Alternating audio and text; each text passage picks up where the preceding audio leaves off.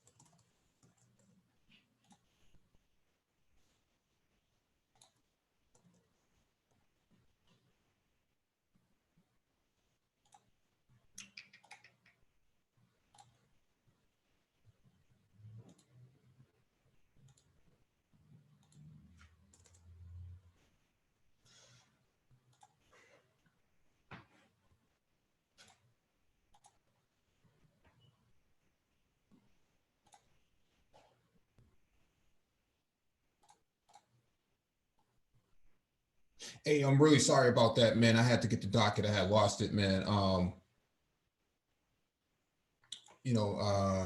I had it stashed somewhere else, and I got lost in the sauce, man. So, but thank you for being patient, and let me give a shout out to the people who showed up first.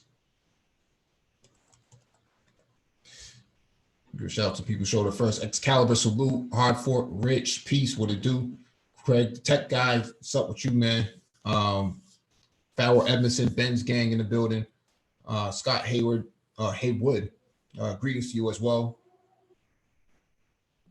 Dr. Gerald 64, hey, what's going on? Black Torch, good night. Mr. Benevolent, what's up? Complex, what's going on, man? Naima Buckner, good evening to you. Jerome Whiteside, June moderator. Red Lion, what's going on, man? Gary Net, Dr. Phoenix, Jersey Prophet. Yeah, man, we in here, man. We in here.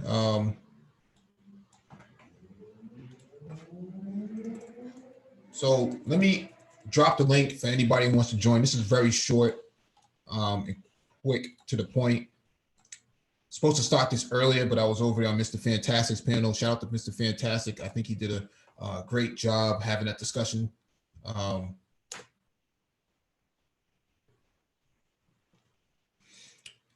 So yeah, let me get straight to the articles real quick. It shouldn't take long.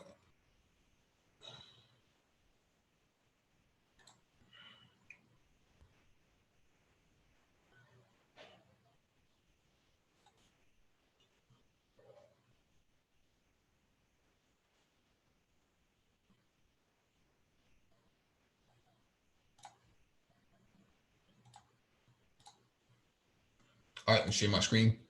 Fair use. Fair use. I would like to highlight that we encouraged and supported research in this field as well. You highlighted the hydroxychloroquine or the treatments field of research, but we have supported research in this field as well. And indeed, last week, as you may remember, we held an international research meeting where there were active discussions on infection prevention and control and modes of transmission. And our group, together with the experts who are part of it, really highlighted the importance of research in the field of different transmission routes, and in particular through droplets of different sizes, and understanding really what is the relative importance of this. And also understanding the dose of the virus that is needed, in particular in this route of transmission that is the aerosol or airborne transmission. So these are fields of research that are really growing and for which there is some evidence emerging, but is not definitive. And therefore, the possibility of airborne transmission in public settings, especially in very specific conditions, crowded, closed, poorly ventilated settings that have been described, cannot be ruled out. However, the evidence needs to be gathered and interpreted, and we continue to support this. Yeah. So that's what's going on. World Health Organization is saying that this stuff is airborne. Forget about, just being 6 feet away from somebody, man. You can walk into an environment, and you can contract it pretty easily, man. If you're just using a bandana and you're walking around like Yosemite Sam, looking crazy, you can contract COVID through the air droplets. We got Dr. Phoenix on the panel.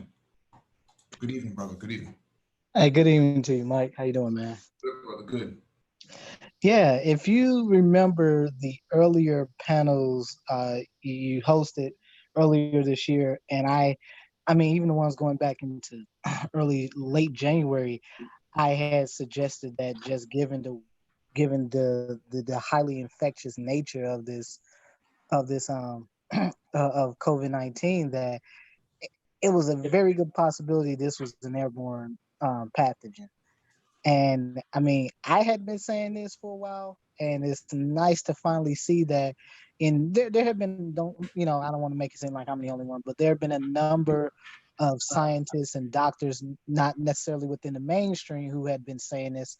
And certainly studies out of China at least suggested, 6, 7 months ago, that this was potentially an airborne pathogen.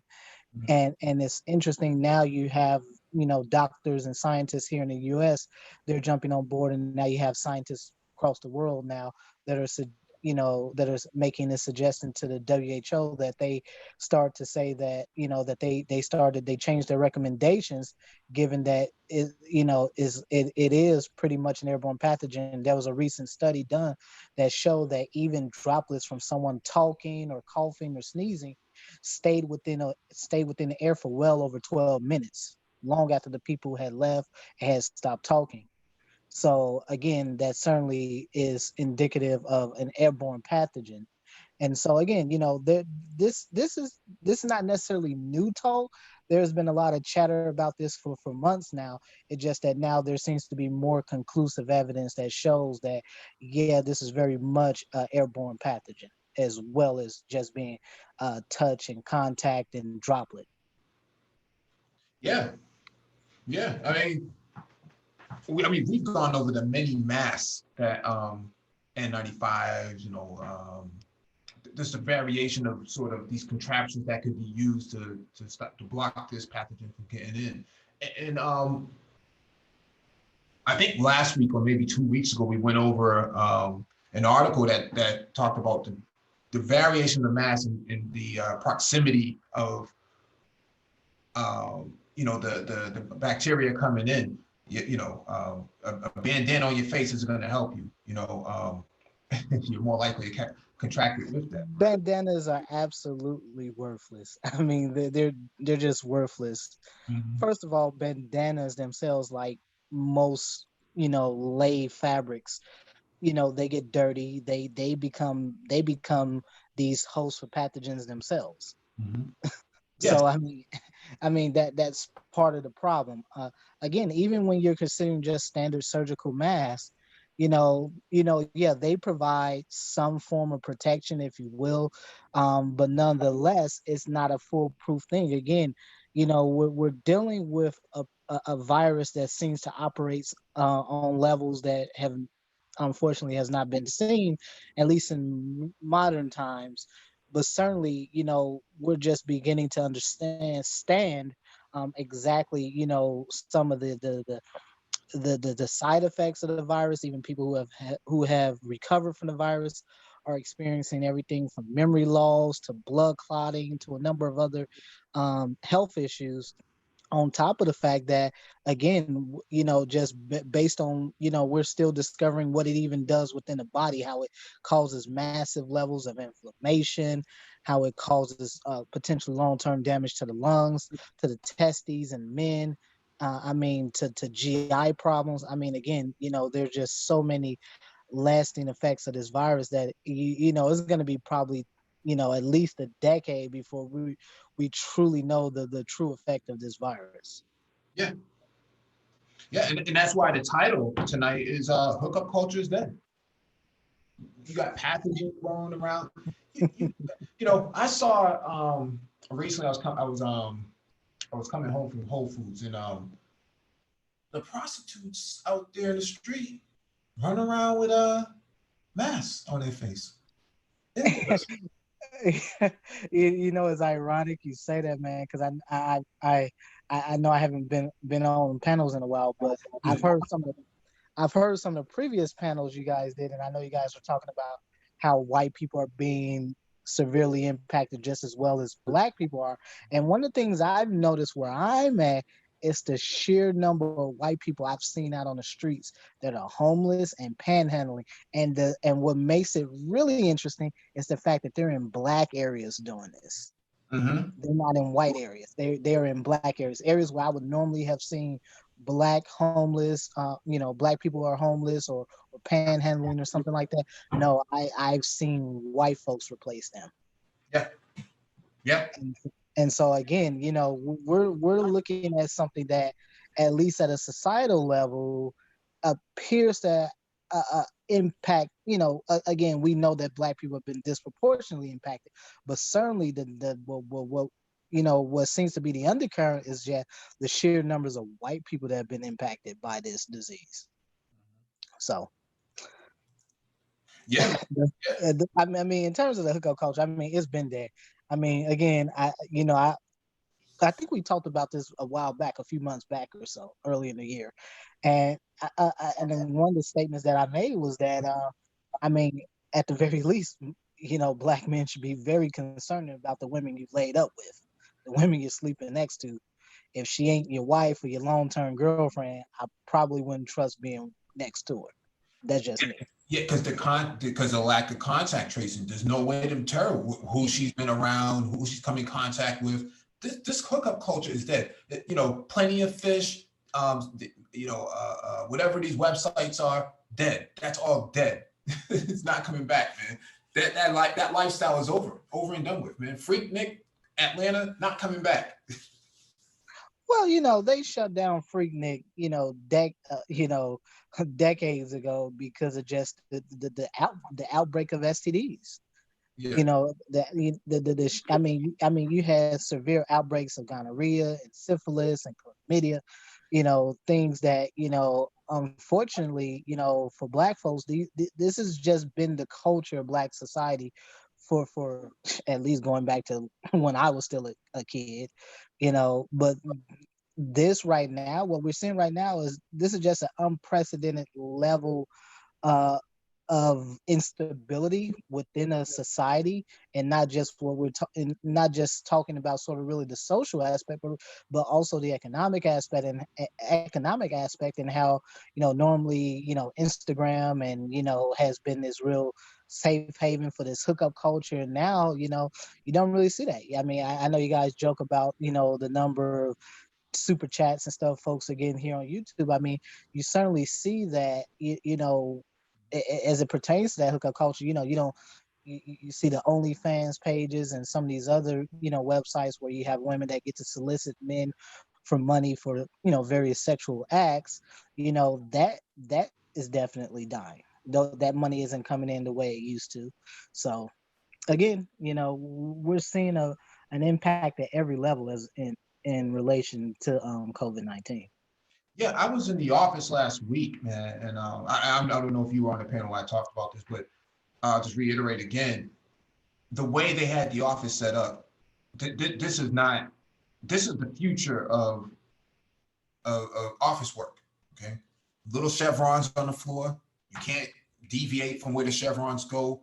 There's cameras that check. They have new cameras installed in the ceilings that can detect your facial recognition through AI, and it actually tells you who you are. It logs you in, and then it allows you to go through the door. This is happening right now in July. Okay, they've ramped this up from March to now. That's what they've been doing all this time. And so you don't have to use your badge. The facial recognition recognizes you. It opens the door. You walk in. Okay, the toilet stalls, some of them are closed off.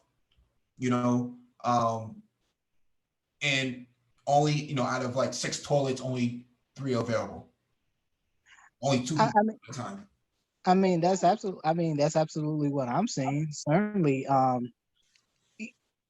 we've seen in the past month now where everybody, certainly, I've talked about it, you have talked about it, and other brothers on panels previously have talked about this. The coronavirus is going to come roaring back because apparently here in America we like to operate as a third world country in a first world nation. Mm-hmm. And apparently we think just because some people will it away, or you're gonna pray it away, or capitalism is just gonna take care of it, is gonna come in with this mighty sword and just cut it down, and that's not what's happening. What's happening is that they opened these states back up. They opened these beaches and these parks back up. And what happened? I can tell you right now, there was an article just came out in the Milwaukee Journal Sentinel where they're talking about the scientists and doctors here in Wisconsin are very concerned about the beaches. I rode past the beach about a week ago, man, and I kid you not, man, you couldn't see a speck of sand because there were just so many goddamn people on the beach. Unbelievable. All that went out the damn the social distancing, all that went out the door. I mean, the moment it got warm, the moment you got 80, 90 degree plus weather, those beaches were filled. You couldn't even get a damn spot on the beach if you paid somebody for it. So I mean, and I mean, we're seeing this here in Texas and in Florida, where these beaches were opening up and people were flooding these beaches, completely ignoring it. California too, people were ignoring the social distancing rules because apparently everybody thinks none of this is real. And then all of a sudden, what are you hearing stories now? Houston, ICUs are full. Florida, ICUs are full. Georgia, ICUs are full. I mean, this is what's going on. Mm-hmm. Arizona, ICUs are full. I mean, this is a level of stupidity and incompetence that you would think you would see this kind of an operation in a developing nation, but no, you're seeing it right here in America. Yeah, and it's hard to believe that people don't. Again, that's a prime example of that hookup culture coming into play. People on the beach getting drunk, getting high, having sex, doing whatever they want to do. Mm-hmm. Yeah. In the midst of a pandemic in the midst of a pandemic now that what I think the latest some of the more recent statistics I've been looking at now, they're suggesting that the vast majority of the new coronavirus cases now are people under 45 years of age. Yep. So so basically the younger Gen Xers and the millennials and the zillennials. That's who's comprising the majority of these newer cases of COVID-19. And to your point, they may not be exactly dying from it, but they're bringing it back to their parents and their grandparents and other relatives. Okay, the ones who are most vulnerable to it, and they're basically transferring it. And so that's why, the title hookup culture is dead. The idea that you're gonna go out there and just, link up with somebody, Netflix and chill, that stuff is dead. Dead market now. You can forget about that. Hey, what's going on, guys? Can you hear me? Yeah, what's going on, brother? Yeah, how you doing, man? What's going on? Chilling, man, chilling. You guys made some really, really great points, and I've noticed my dating has went down completely because of this. It's at a point where I don't even trust these women at all. Like, I feel like the Rona it's almost like it's like the new AIDS, man. Like, I really need to see some paperwork now, so I can see how this is going. Like, yeah, that's the thing. It's over. Yeah, that's the thing. I was actually going to get some a small bodega down the street. This brother walked into the shop, man, with no mask and nothing on, man. Like, yo, are you crazy? Are you crazy? I'm in Illinois right now, man, and I'll tell you, here in Illinois, it is a mandate. You cannot go into any place without a mask. Period. You have to have a mask everywhere you go here in Illinois. Yeah. I mean, you go into Walmart. I was in Best Buy earlier today. Got to have a mask. I mean, look, at the end of the day, I mean, you really do have to treat this not just like a pandemic. I mean, unfortunately, I think the gentleman has a good point. You do kind of have to treat this damn near like it's a new HIV/AIDS virus. I mean, again, obviously, it's not to that scale per se in terms of its virulence and deadliness, but again, it is such a point where, again, the unpredictable nature of this virus has shown that the things that we thought we knew about treating respiratory viruses has just been thrown out the window. Yep. And again, I would not recommend any, any younger, especially any people 45 and under, really, risk it just because you think you're young and you're Superman and you're immune and you're gonna bounce back from this. Because no, you're hearing case after case of 20-year-olds dying, children dying, 30-some-year-olds dying. I think the article, I think the story yesterday about the Broadway star, who 45-year-old man who had been fighting for almost over 3 months, died. Yeah. After they amputated one of his legs. He's been in ICU for over 3 months, died. Wow. And if you catch the coronavirus, and again, if you get to the point where it gets serious enough where you need to be hospitalized, people don't understand. You better hope that you're not the one that ends up on that morgue. Because again, it's gonna be a very lonely process. It's gonna be a very lonely, however long you're gonna be stuck in that hospital, that ICU, because you won't be able to have visitors. You're gonna be isolated. The only way you're gonna talk to people is FaceTime or Hangouts or Google Duo or whatever it is you use. It's going to be new applications that's going to come out for people to interact. It's going to be just like Demolition Man when they put them 2 headsets on their heads, to bone each other. Like, he tried to touch it. She was like, "Get the hell away from me! Who do you think this is?" So, what I'm saying here is, man, this is a new way for society to move forward. This is what it is, man. And you know what's crazy? Black love was already going down. Yeah. This is basically going to end it completely. Yeah, for Black people, yeah, it's all but done. But we got Johnny Blaze and we got Vision on the Planet. What's going on?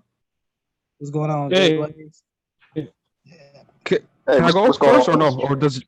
Okay, go ahead. Who wants to go? Johnny Blaze is going. Right. Oh, no, you go ahead, man. Okay, I just wanted to say something, guys. Yeah, this. Not to, we were just on the other. Mike B, we were just on the other channel, right? When you guys were debating politics, and Gabe A was on there saying, "Yo, we're not talking about women." So it's unfortunate that I have to bring in the women conversation. But yeah, I'm just gonna say this: with this pandemic, bro, you cannot cold approach these ladies out here. It has absolutely changed the dynamics of basically just trying to approach a lady and try to speak with her. Everybody, you said it before. Everybody's looking Islamic, wearing veils, looking with the ninja mask over here, bro. And then being a big black George Floyd scary looking type of black dude, it makes it even worse, bro. So it's a double whammy for us black guys out here, bro. Plus we gotta fight. I think that's such a just to say something really quickly about talking about women. I think that's a very disingenuous statement to say that. How can you not talk about COVID-19 and impact on Black people and not talk about women? I don't understand that. That's just such a disingenuous statement. I don't understand when they say that too around here. I don't get that. I mean, again, look, damn what I say, or I mean, the stats been very clear. It's been such a COVID-19, as Nagone would say, has been tearing Black people out the frame to such a point. It is part of the national conversation. Yep. Right. I agree. And it's very hard to sit here and separate the dynamics of Black men and Black women and relationships from the effects of COVID-19. Very hard to separate those two. Yeah. When one, Black people more likely to be laid off from jobs. Mm-hmm. We know that at least a third of Black children live in poverty. Yep. So again, it is very hard to separate those dynamics within Black society from the overall problem that COVID-19 presents. And it's funny you said that, because we didn't even get into that. The unemployment issue, it's a lot of Black people that are out here struggling. So this virus is affecting Black folks as well, which is making a lot of women more desperate, more setups. So I see that being an issue as well. Yeah, but they can't even afford to, I'm just going to edit your name real quick. They can't even afford to entertain that idea, especially if they have kids and other relatives in the house. The thing about social, contact tracing is that they're taking this stuff, at least here, they're taking it seriously. You go into a barbershop, got to show an ID, got to put your name down. They got to take your temperature. They got to record all that stuff on paper, and then they got to submit it to this to the Public Health Commission. But we talking about what I meant as far as dating sites. No. I was just referring to the interaction piece, right? The process, right? And so relationships. I mean, you know, Caribbean festivals and all these sort of festivities and stuff like that. How are you going to interact with, you know, the opposite sex? You know, how are you going to create these sort of families, quote unquote, that the conservatives talk about? You know, traditionalism. We're way past that now. We're way past that.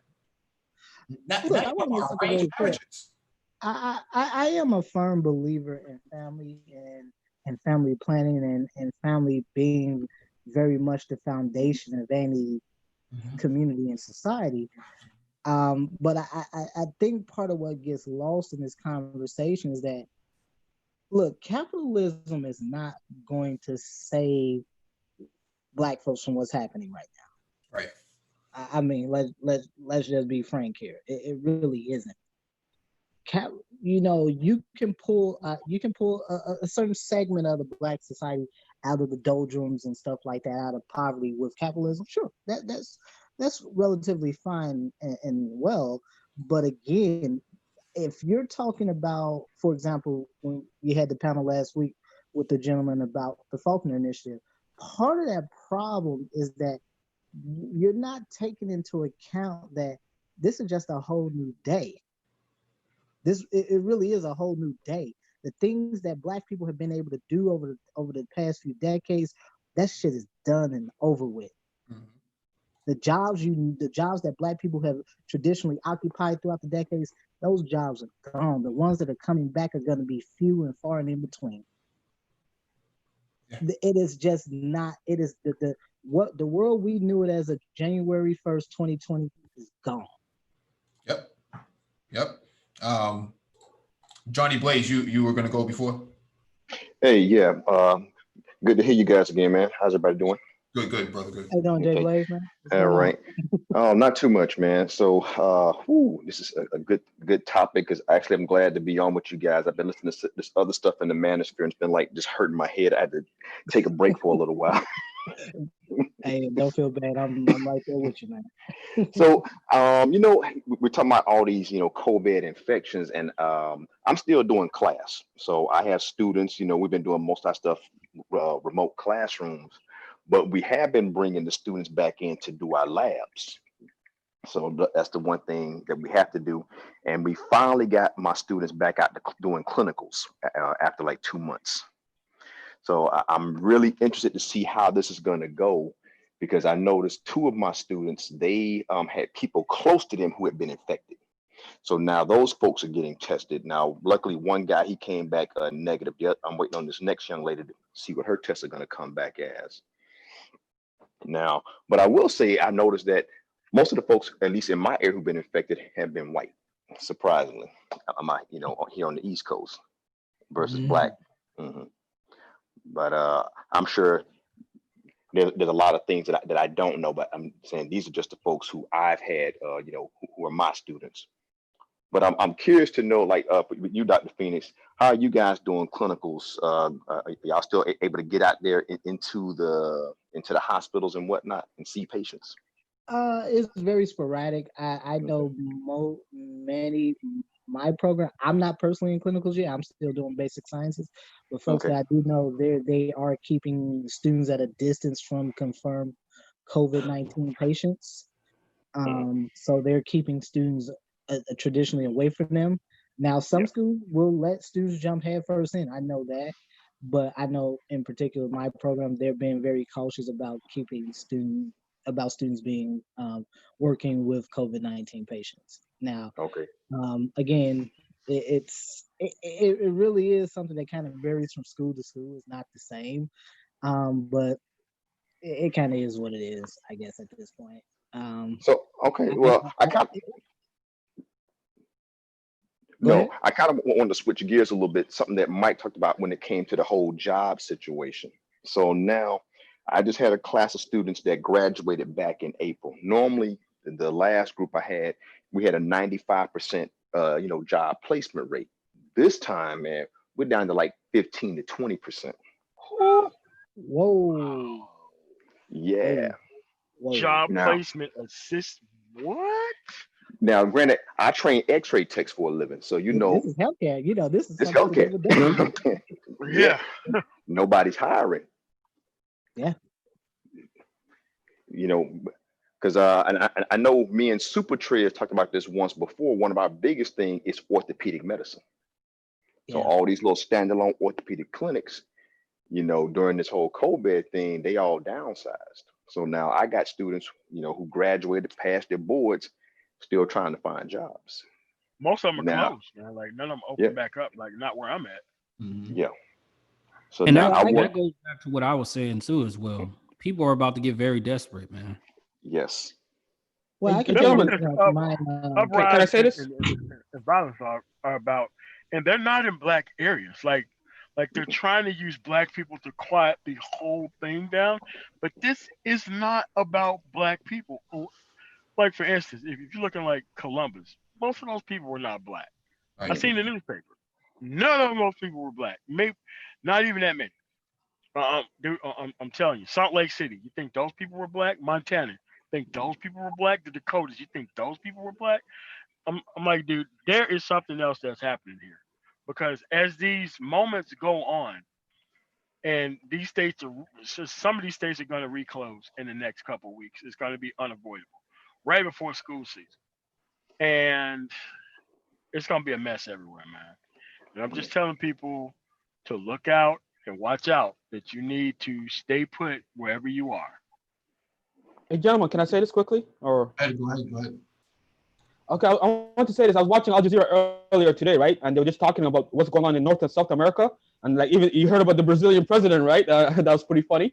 How he was talking about it, and now he's supposedly got it. And then like Brazil, Colombia, they were saying have high rates, and then also the United States. But they're saying Canada is doing pretty good because, well, we're communists, feminists, and basically they're very conservative up here. So, but it looks to me like they cannot sit still. Like they cannot let this economy be grinded, ground to a halt. They need to get the economy going. They can't take more hits, which you guys are a little bit more aware. But also, guys, let's keep in mind, I'm not changing the subject. They're going buck wild in Syria. The Russians are doing something out there, and they're going buck wild in Libya while all this is going on over here, right? So it also serves as an excellent distraction while they're doing their geopolitical business out there. But I just want to say that. Well, I think in relation to what Johnny Blaze had asked me earlier, I can tell him right now for the foreseeable future, I don't see none of the education I'm doing, the basic sciences or medical school. This stuff is all online for me. I mean, I don't see that changing anytime soon, not even 2021. I think Harvard just announced, I think either yesterday or today, that their whole academic year, 2020, 2021, is all going to be online, and they still charging you 50 G's. yeah. So that's what's going on with us as well. Now, what I really feel sorry for are those students who really can't concentrate in that online environment. Kids in the background, family, or those who just don't have that whole, that self-discipline, who need that classroom environment. Yeah, no, I think part of this is unfortunately in relation to this hookup culture. I think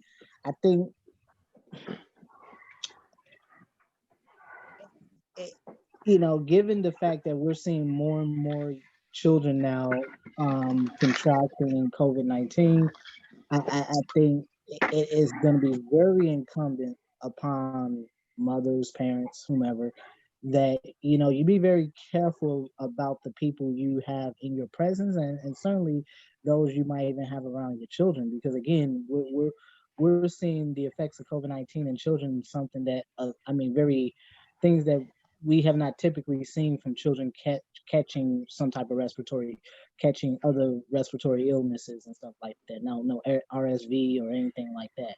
So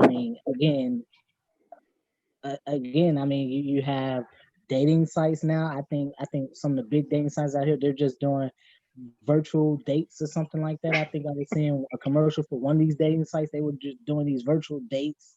It's kind of crazy because I think part of what gets lost in this whole conversation. You're talking about this hookup culture is that part of hookup culture that there has to be this physical contact, and what COVID-19 is really saying is really been doing now, just really truly limiting that physical contact, if not just outright getting rid of it and at all, so in its entirety. Excuse me. So That's why Dr. OnlyFans Phoenix. is Well, going yeah, up. that's what I was gonna say. I was gonna say OnlyFans. You beat me to it. Go ahead. Yeah, I was going to say that's why these women are making so much money. It's getting to the point where that might be the thing for the next year or so. To the point, you know what I mean? That's taking over prostitution. Until Well, they legalize it across the board. yeah, until the IRS gets involved and starts taxing them. It's Oh, really yeah. a game changer. You know, well, that was that story that came out about a year or two ago with the Tumblr, the women on Tumblr, and I guess some of the mayonnaise crew was the mayonnaise boys were out all these women who were making all this Yep, money on sure Tumblr, was. and they weren't paying taxes, and so I guess the IRS started coming after these women. I think some of the women had women making like $100,000 a month. I mean, again, you ain't gonna find they no did damn that on white female Snapchat as making that kind of well. money. they're going to force the social media companies to start tracking all of these dollars and cents that are coming in, and so that's how you're going to pay for your UBI. But to that point, tax breaks are good according to people in the manosphere. Look, I Man, don't you're want back on that, eh, Mike? Oh man, Oh, you my and MOT, God. you and MOT Mike, were on the get out same of- side. You and MOT were on the same side fighting those guys. It was hilarious, bro.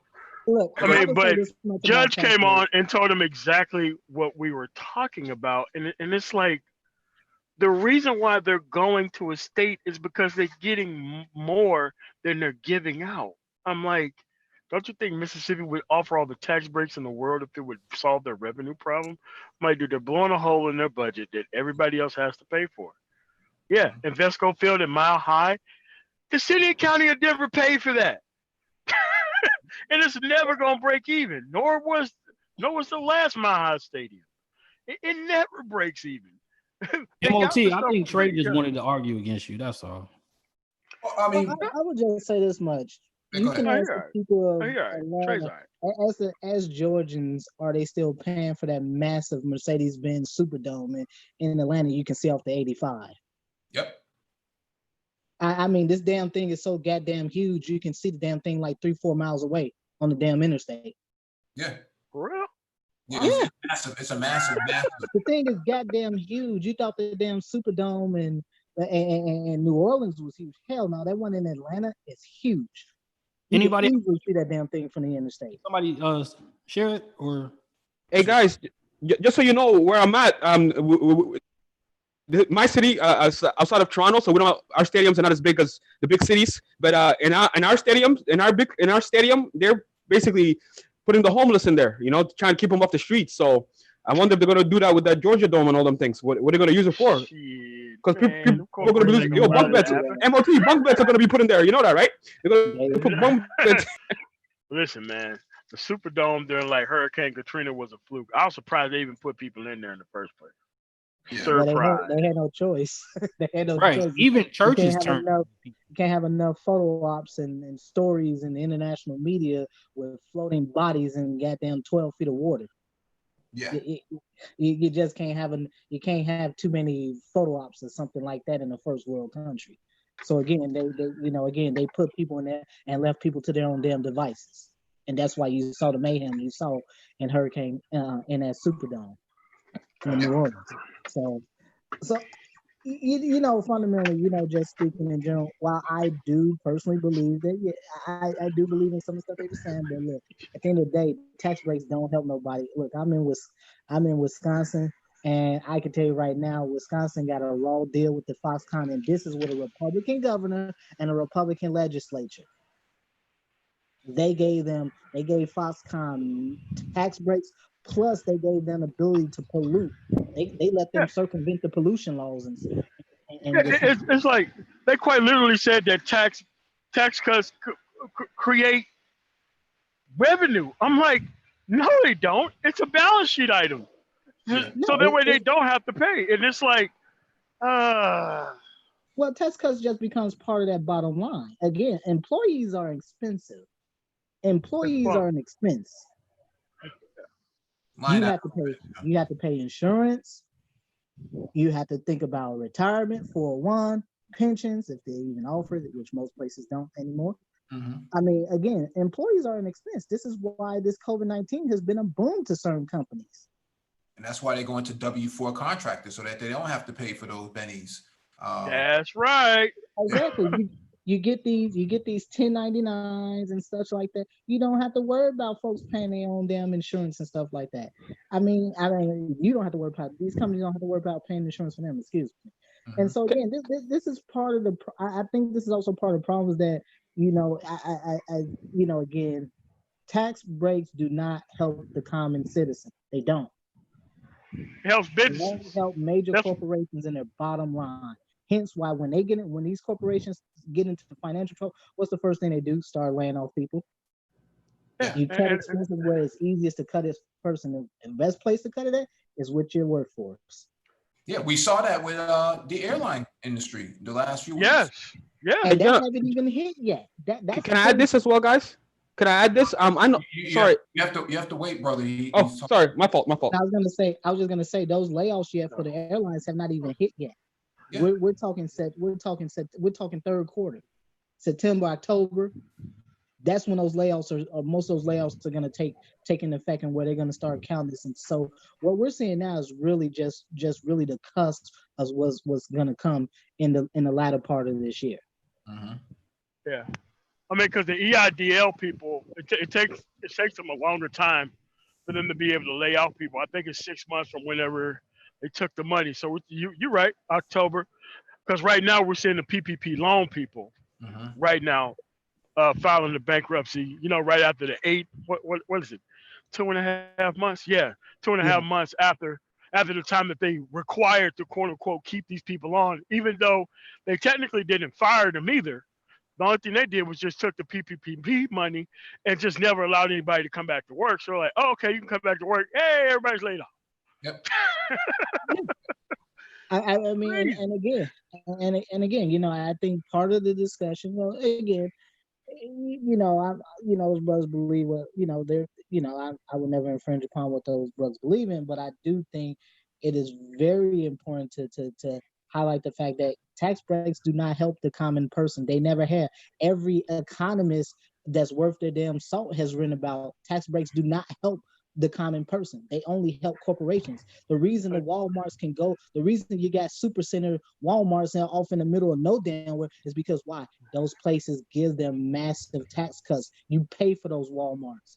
The people that live in those areas pay for those Walmarts. Yes. Yeah, and that's the thing that the trickle down economics piece, I'm surprised that's even being pushed.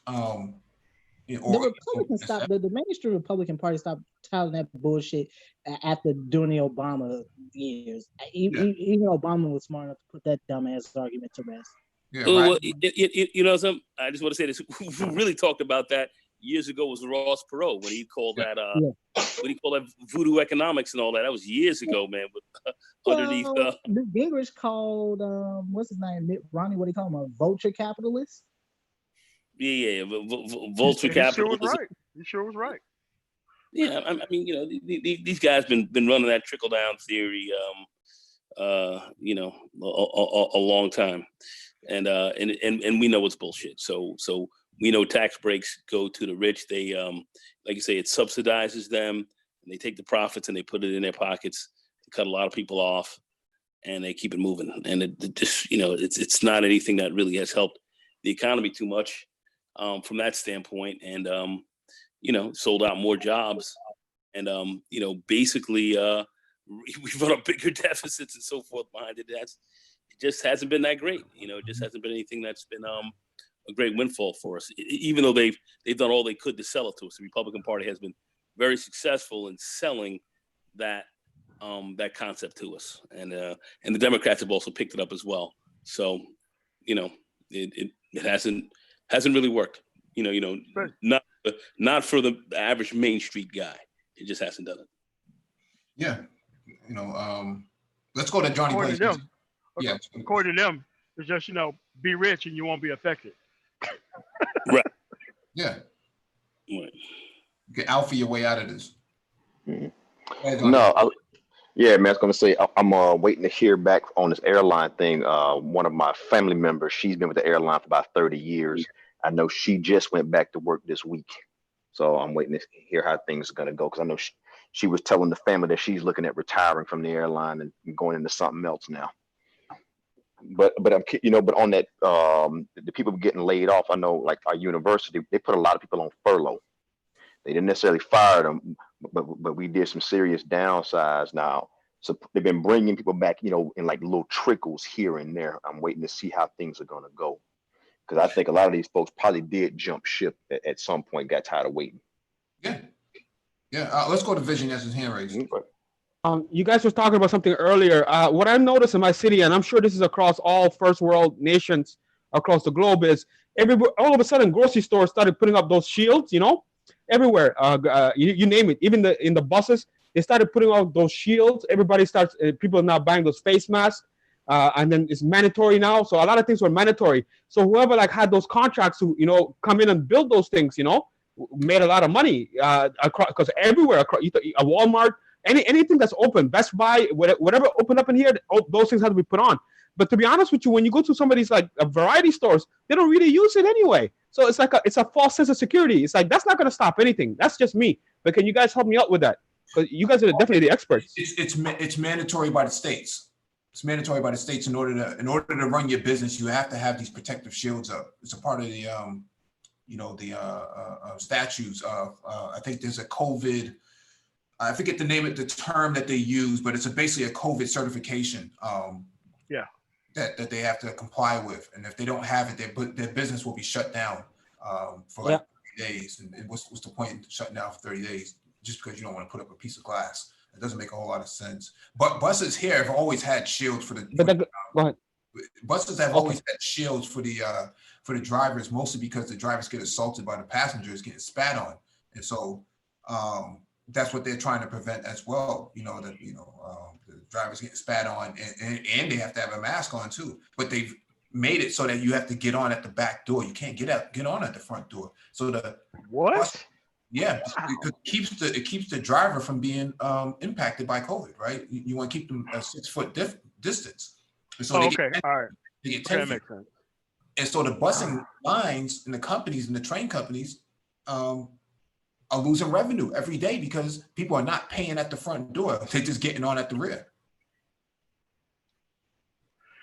Yeah, we're paying now, Mike V. Where I'm at. Sorry, MOT. Where I'm at now, we have to pay. So basically, we have to go to the front door. They couldn't take any more losses, and basically, all the social distancing in the buses have been decreased. So that before you'd have to sit 3 seats away, now people are sitting 1 seat away. I don't know, bro. So guys, I think this is going to get much worse before it gets better. But I have to study the science on this, and we got Johnny Blaze and Dr. Felix that have explained it. So it's going to be interesting what's going to happen in the next, 14 months. Go ahead, Johnny Blaze. I just want to make a comment. So yesterday, I had to take my daughter to a little medical appointment. So they're filing these little doc in the boxes. They are seeing patients.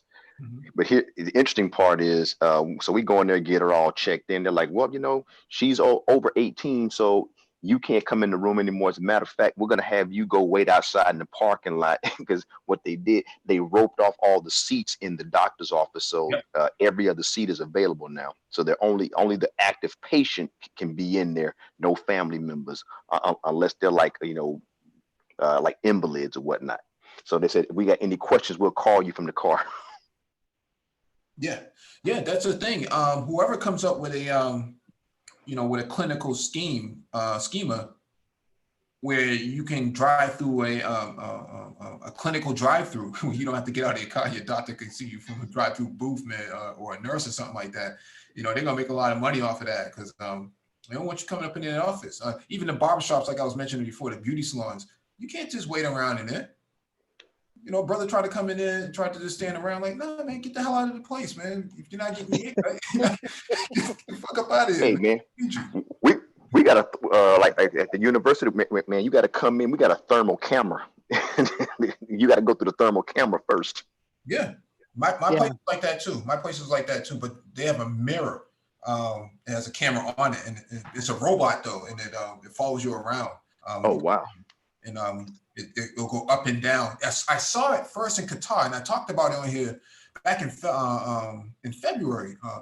In March when I was coming back from Joburg, and I was like, "What is this robot, you know, running around here doing?" But now we have it here, and so I saw it, you know, months ago back there, but now I'm just now seeing it last week here.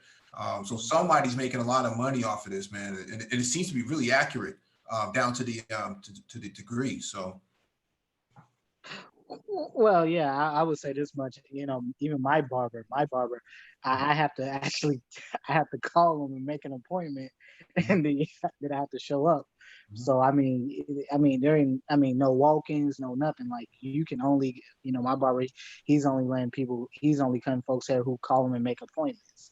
So I mean, again, you know, there's just none of that loitering around. I would imagine for women, it's the same thing too. When you're going to these hair salons, that you know this stuff is, you know, you're only seeing your stylist by appointment only, and again, I think going back to the original, you know, to the topic of this discussion, I think this is just further proof of the fact that, you know, again, you know, the infectiousness of COVID-19 and certainly how Black people have been impacted by it.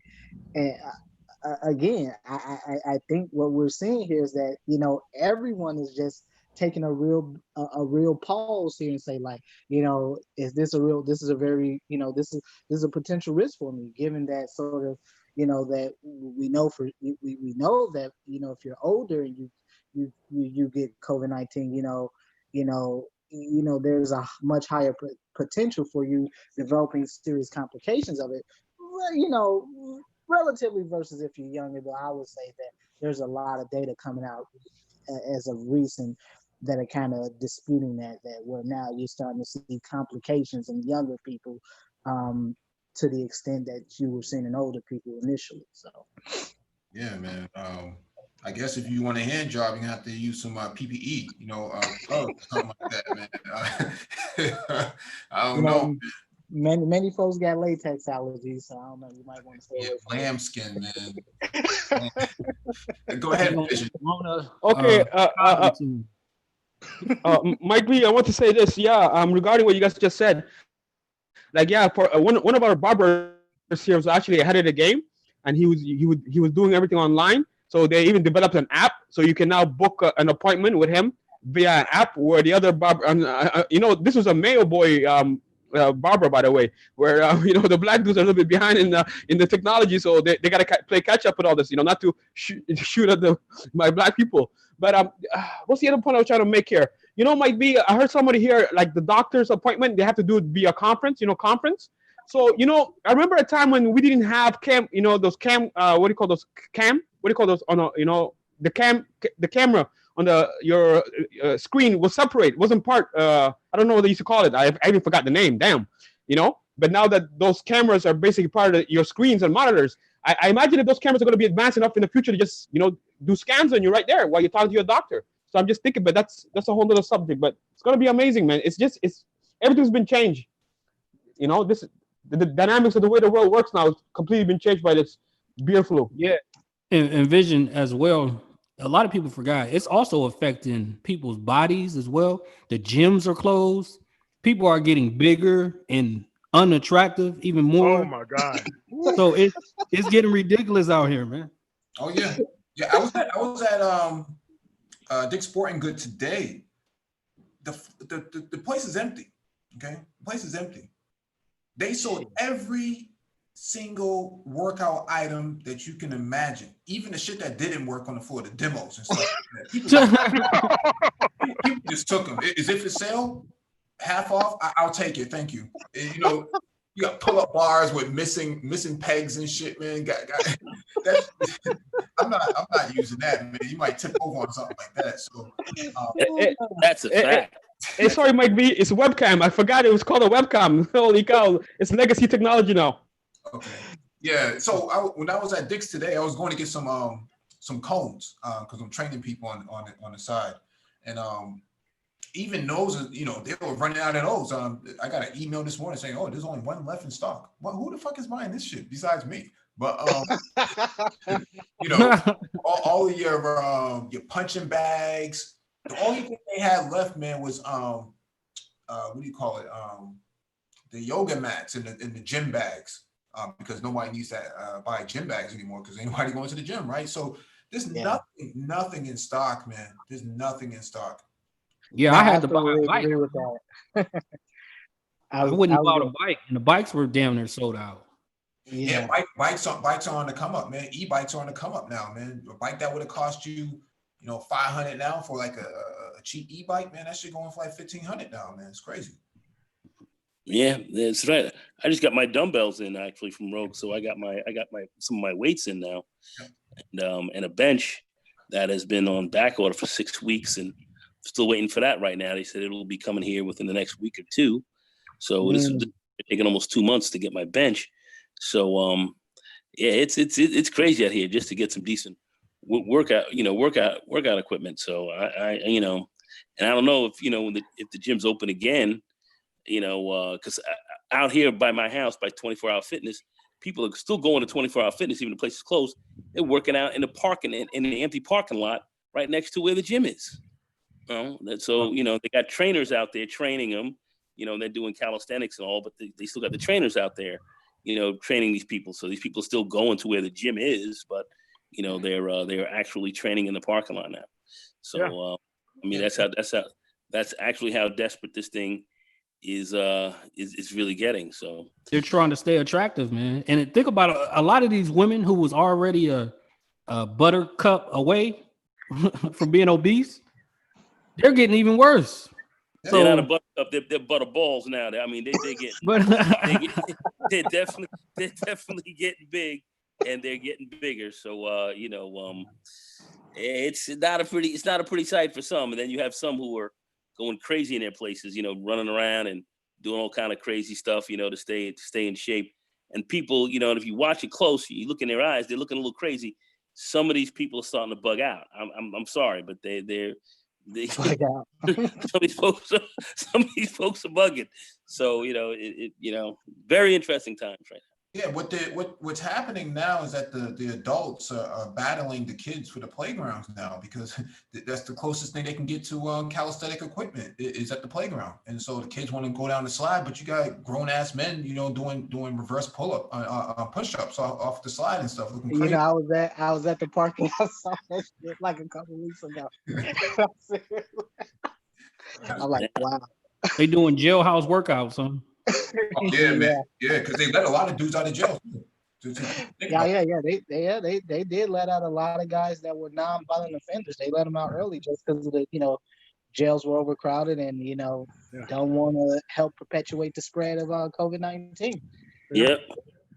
Yeah, so you got a lot of guys running around with wifey beaters and bandanas on their face, looking like Yosemite Sam, man. I don't know, man. It's really bad out there. Hookup culture, dead. All that, Ma, what's up, Ma? Talking to women on the corner, man. You can't be out there doing that type of stuff no more. But here's the other thing, Mike. Like in a lot of these states, the bars and clubs are still closed. I was just scrolling through the list. Yeah. For the majority of the states, that shit open back up. MOT, the new club is Walmart. I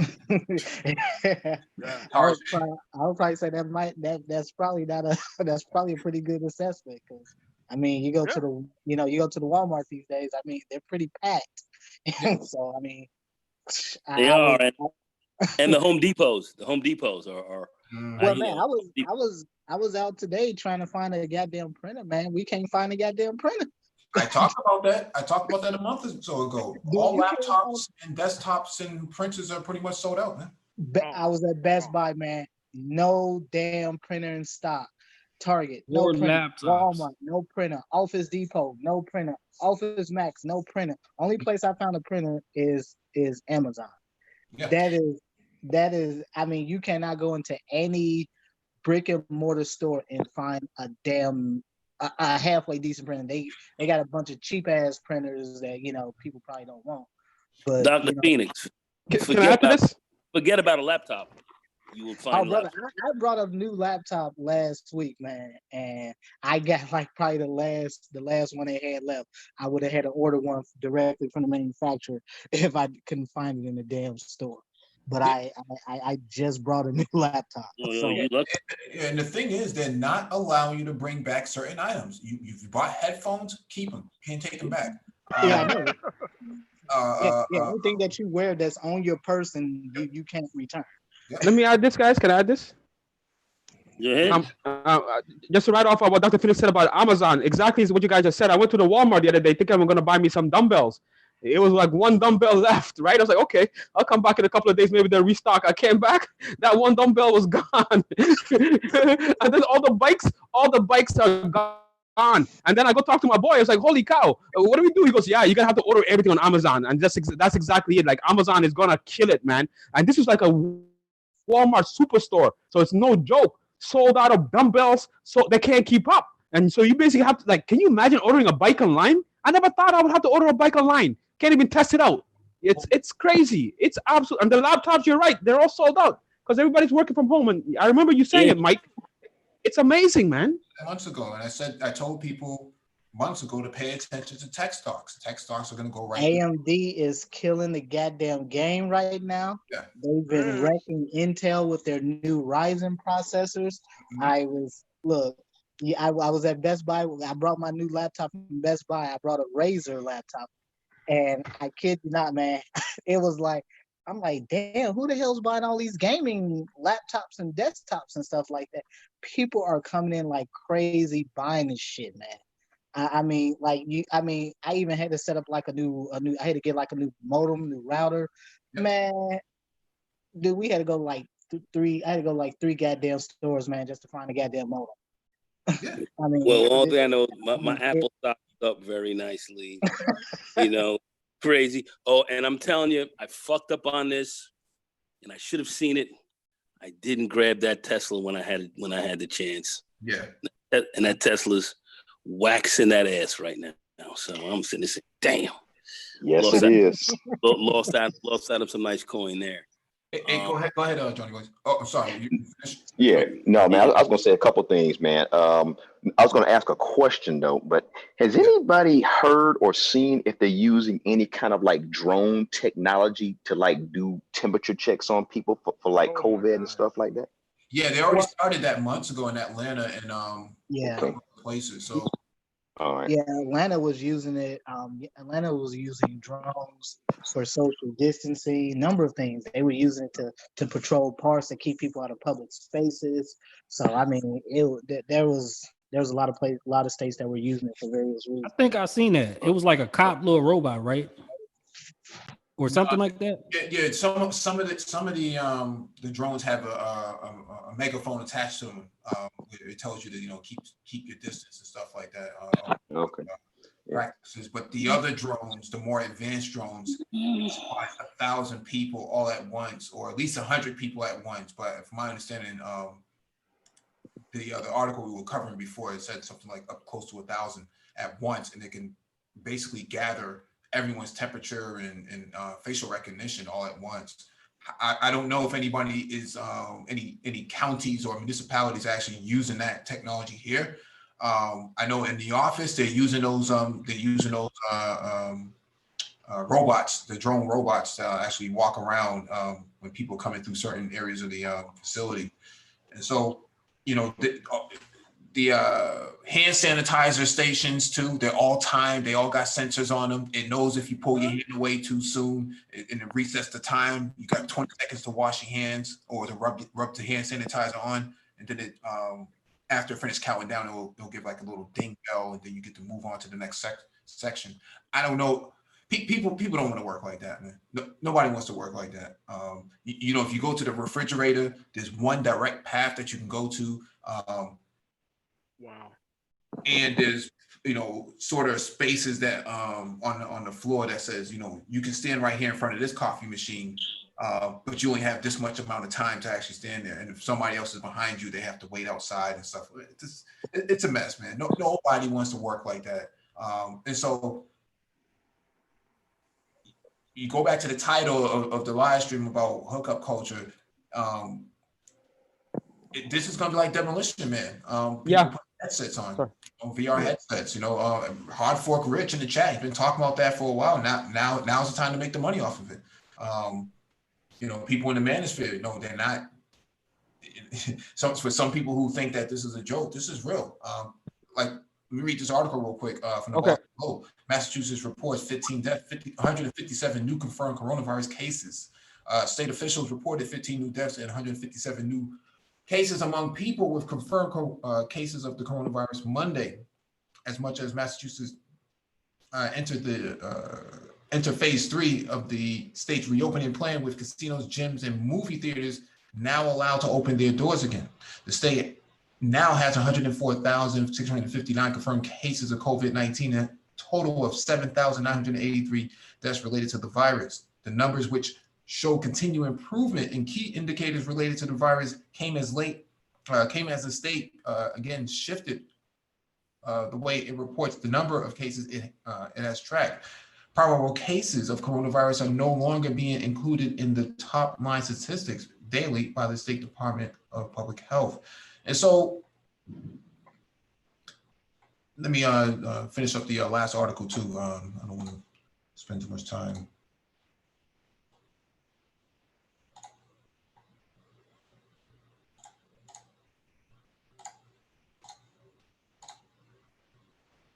All right, again, this is from the Boston Globe. Do you wear a mask when seeing your friends and family? This is a part of that hookup culture, man. Like it's a part of the hook. I saw this chick, she was wrapped up like a mummy. You couldn't even tell she was what her race was or anything, man. She was just wrapped up, man. Desert ninjas, huh?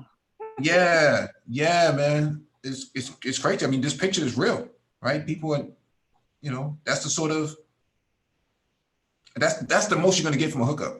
You're gonna be that close. That's about it. And so I'm not gonna read this article, but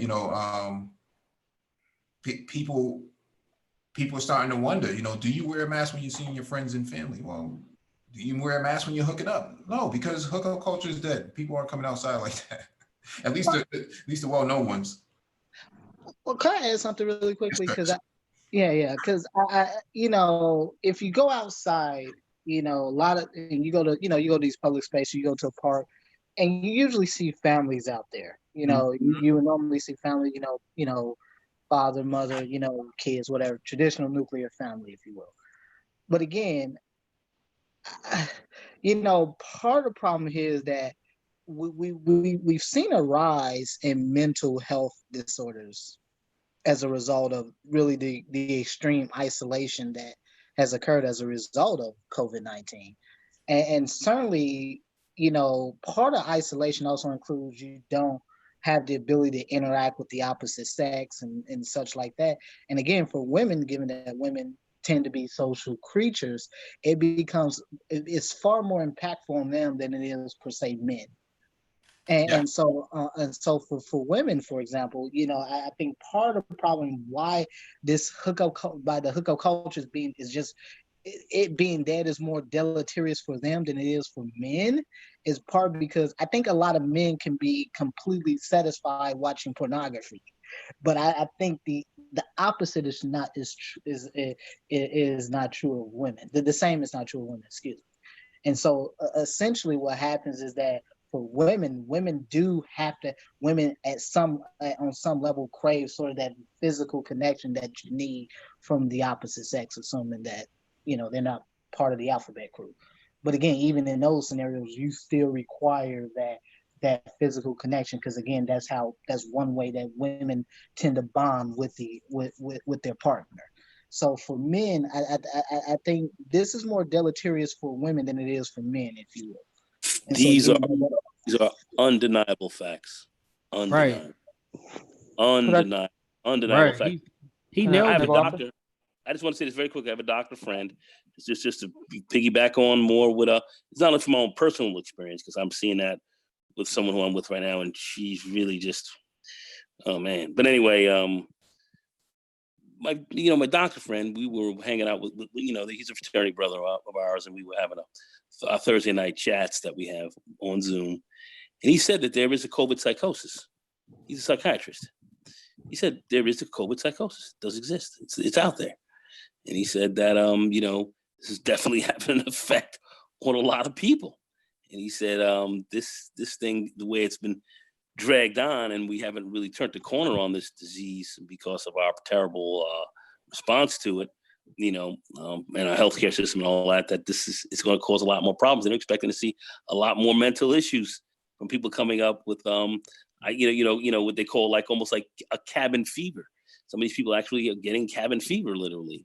And it's like a disease of isolation and not being around. And a lot of these women who are not having an opportunity to link up with their men the way that they were, or boyfriends or whatever, they're at a distance, there's a lot more frustration going on, a lot more problems, a lot more angst. People, trying to they're seeing issues going up of conflicts on jobs right now, where people are coming back and forth and even fighting online and so forth. And a lot of crazy shit's going on, man, that nobody's right. You can even see it on, I don't know if you guys got like Facebook and Instagram, but if you watch like Facebook Live or Instagram Live, these women are losing their minds. Like, you can actually see them on these lives for hours now, just doing anything.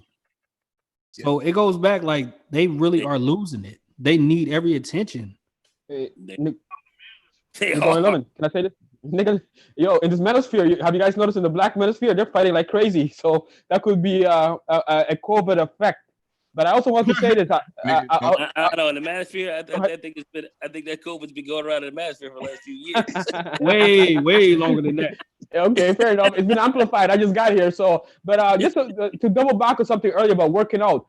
Today I was walking by a swimming pool, bro, and I was like, man, it's a hot day, and that swimming pool is empty. You know how you can go into like some gyms have the swimming pools where you can like train with like less resistance, So what I'm trying to say is it feels like we're being like coincidentally we are being socialized, to basically work from behind a screen, talk to people from behind a screen. I feel like and I could be off. It's time. It's time for the robots to take over. It's time for the automation to come kick in. Time for these buses and cars to start driving themselves, because it's going that way, man.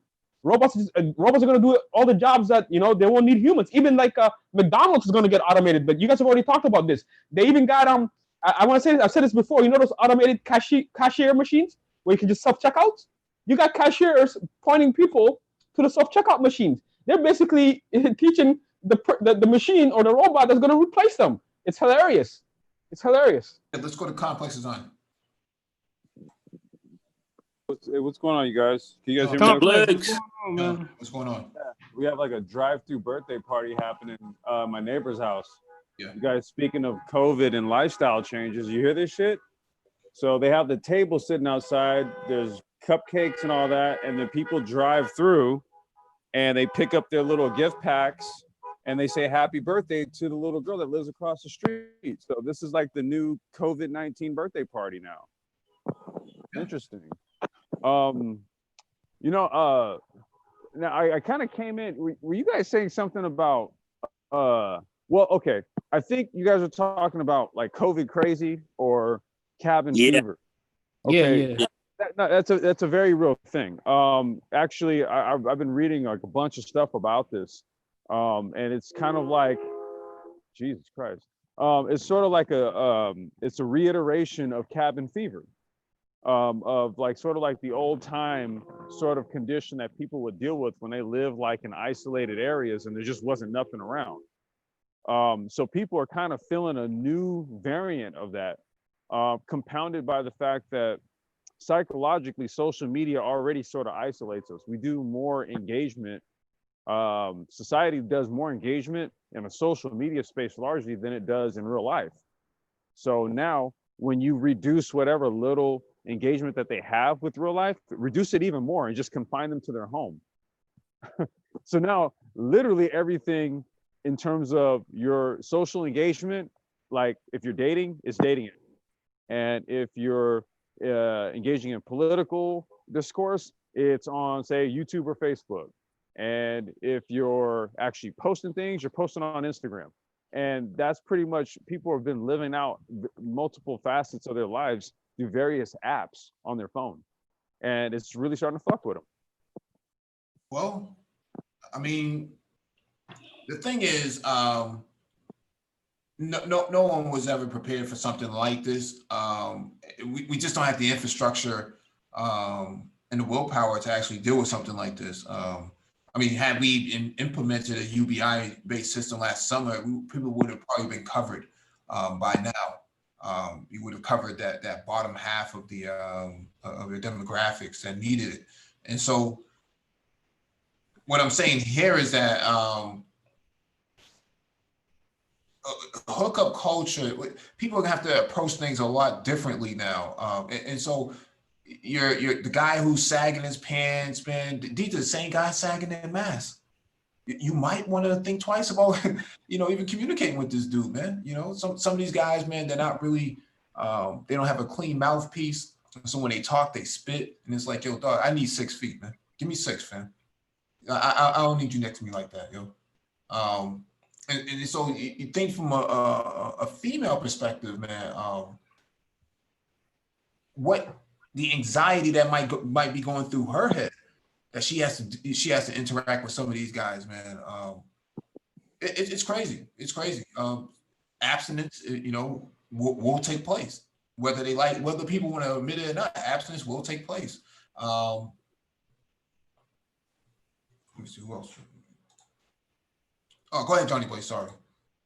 Oh no, this is just kind of back to, we were talking about laptops and electronics, but this really only going to apply to like the MOT and maybe Dr. Phoenix and the Gone. I'm not sure if you guys still got access to the military bases, or you got access to the online stores, myexchange.com. You guys might want to try to check those out. If you got somebody who still can get on base for you, because as a retiree, I just found out now I'm only allowed to go on base and shop 3 days a week. Wow, for real? Yes, I can go Monday, Tuesday, and Friday. That's it. Other than that, get your butt off the base. Dude, the PX was already kind of strict, but man, I can't imagine that even now. Well, that's because of COVID. Yeah, pretty much. Yeah. COVID, I can definitely see that. Yeah, that's the reason why now. So, but I did discover, like, they have the online store, so I've been doing my shopping there. So I don't know if you guys still got access to it as veterans. Y'all may want to give it a shot. Well, which store was this? Was this the PX? If you go online, okay. Do shop my exchange. Oh, okay. Yeah. Amazon's been my best friend for years, so. Oh, mine too, man. But I love paying no sales tax. Hey, that's where I'm getting my PS5 from, the PX. I'm not playing the game. Well, again, I think when it comes to this environment, I think men in general function better in this kind of environment as opposed to women.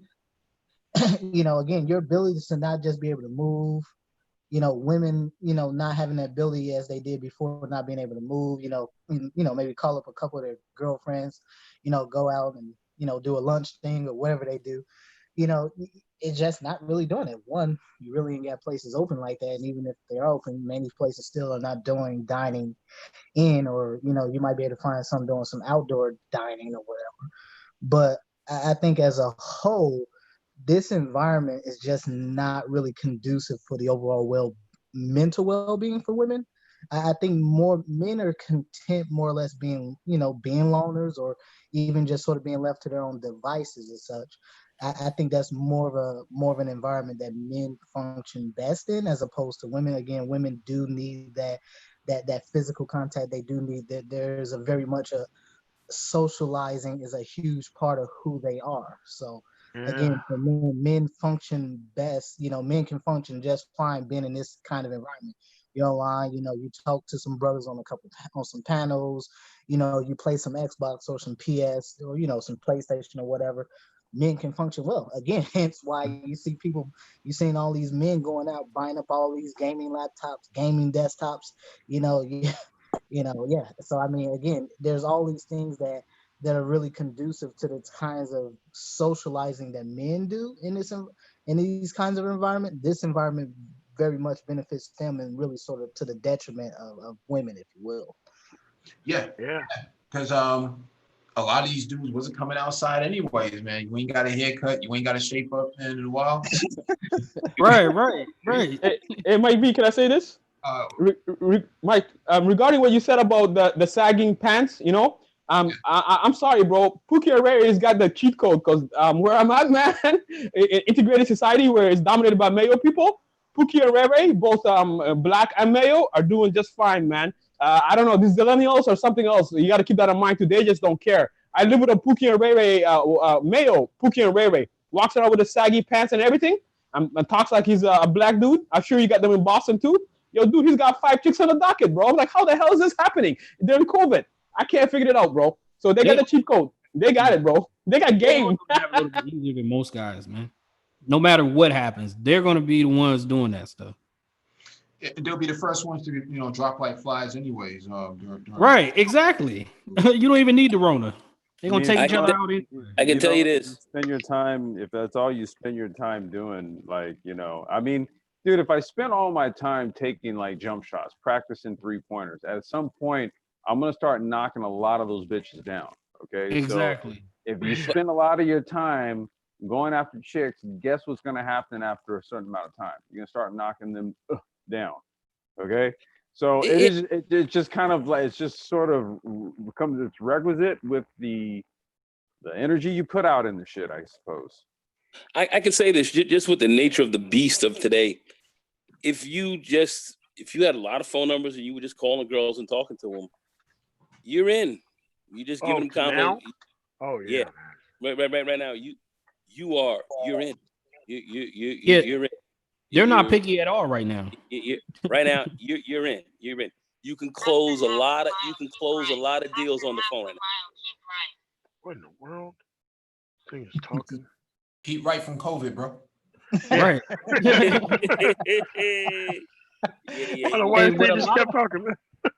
A lot of these women are looking for a provider right now. So of course they're not going to be real picky right now. They're all looking for providers. They're looking for conversation and providers. You can close them pretty easy if you want to. You can talk them into sending you all kind of pics and all this kind of stuff right now very easily. If that's what you guys want to do. So the game, you don't need much game right now. If you guys think for the game kickers, game is just showing up. Tell that to DJ Kuda. I'm not getting in anybody's way. That's the game. The game. Yeah, I think in this day, I just think in the environment we're living in now, the need for companionship is just at such a high value right now. Very much so. There's not a lot brothers are going to need to do to close the deal here. I think showing up is 75-80% of the game here. But Dr. Felix, don't forget that these relationships are also dysfunctional. So we got to keep in mind they hate this word in some of the sectors I go to, vetting people. But if you just get with any girl, bro, you're gonna lose half. We can't forget the power of feminism, which Zero talks about, right? So don't even think about getting married in this day and age if you're gonna do that. But if you get with the wrong girl, bro, getting married. Yeah. Who's talking about that, man? Yeah, but look on. These women are crazy, bro. These women with the power of feminism, these women are crazy, man. It can get dysfunctional real quick. So you gotta know how to pick them. So you gotta take quality over quantity. If I'm making sense. Hey, Vision, I feel like cohabitating is the last thing dudes need to be thinking about right now. Man, that is the last thing, man. Living with one of these motherfuckers, your ass is crazier than a shithouse rat. I tell you, you guys need to avoid that like the plague. No chance, man. Anybody looking to cohabitate, you asking for a whole lot of trouble, major trouble. Anyway, that's it. I'm out. I'm done. Yeah. A lot of upwardly mobile guys are not trying to, take any future risk on or any current risk on at this point. They can't afford to be downcharted themselves from work, right? So I think what you're starting to see is people really dating out of necessity now, or contacting people out of necessity. You got people, women contacting men they haven't spoken to in years. Hey, big kid. What'd you say? Hey, big kid. Okay. I'll call you big kid. No, I think you're absolutely correct. Again, I do somewhat believe in the fact that if you already in a long-term relationship, that's probably your best bet. I kind of hate to agree with Gabe here, but he does somewhat have a point. No.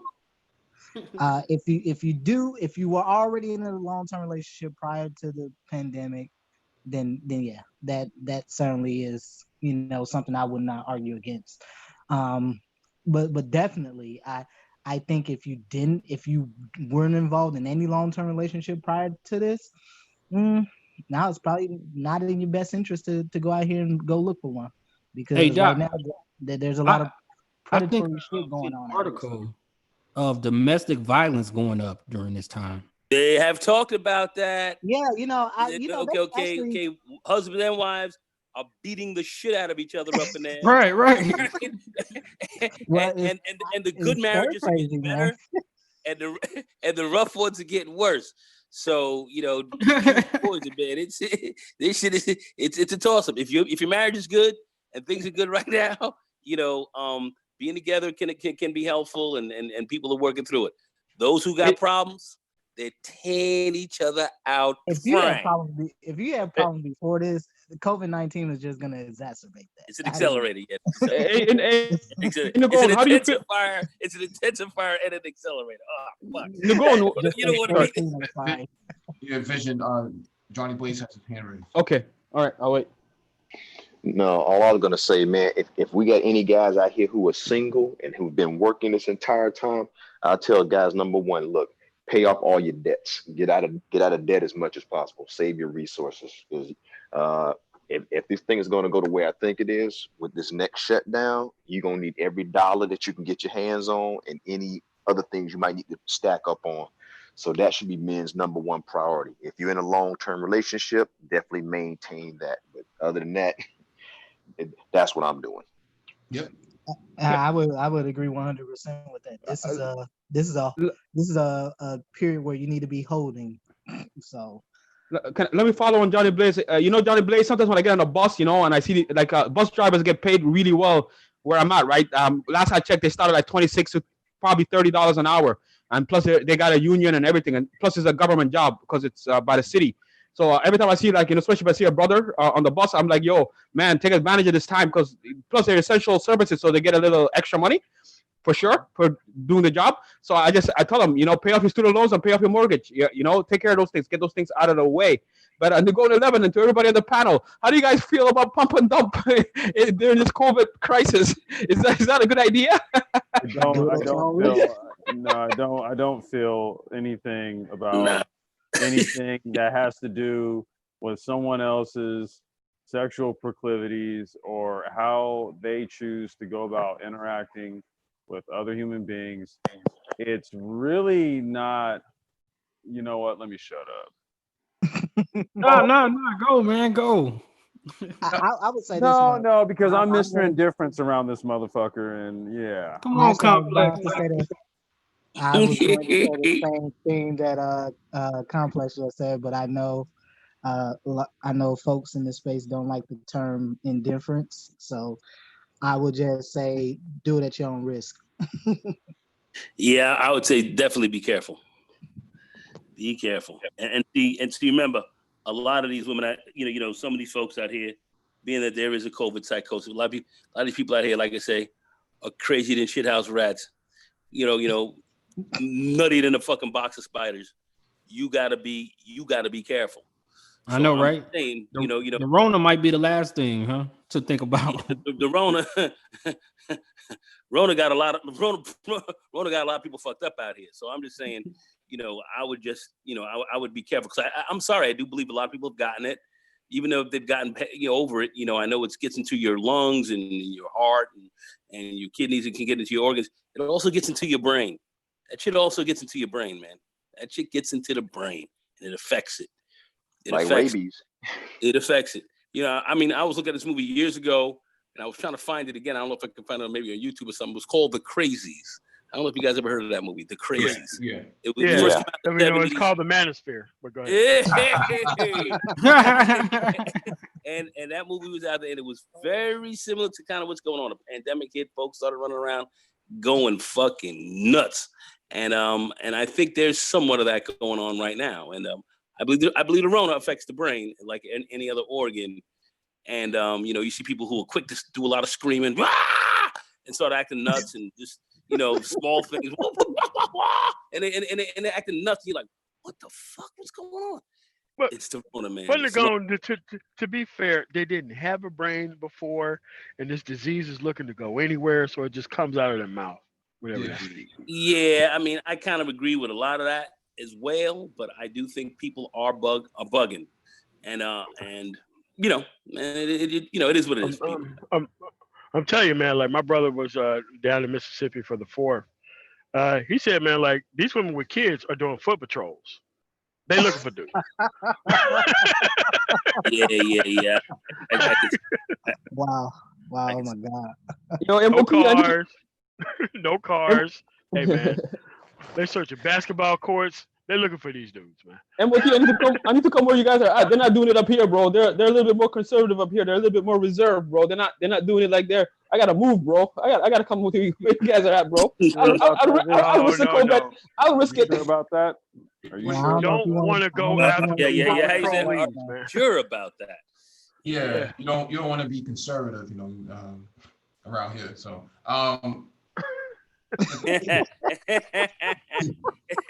Hey-o. Look, I know you guys have been kind of going at the you guys been going at it lately with folks, but look, at the end of the day, man, as far as I'm concerned, there are just some things that there's just no debating.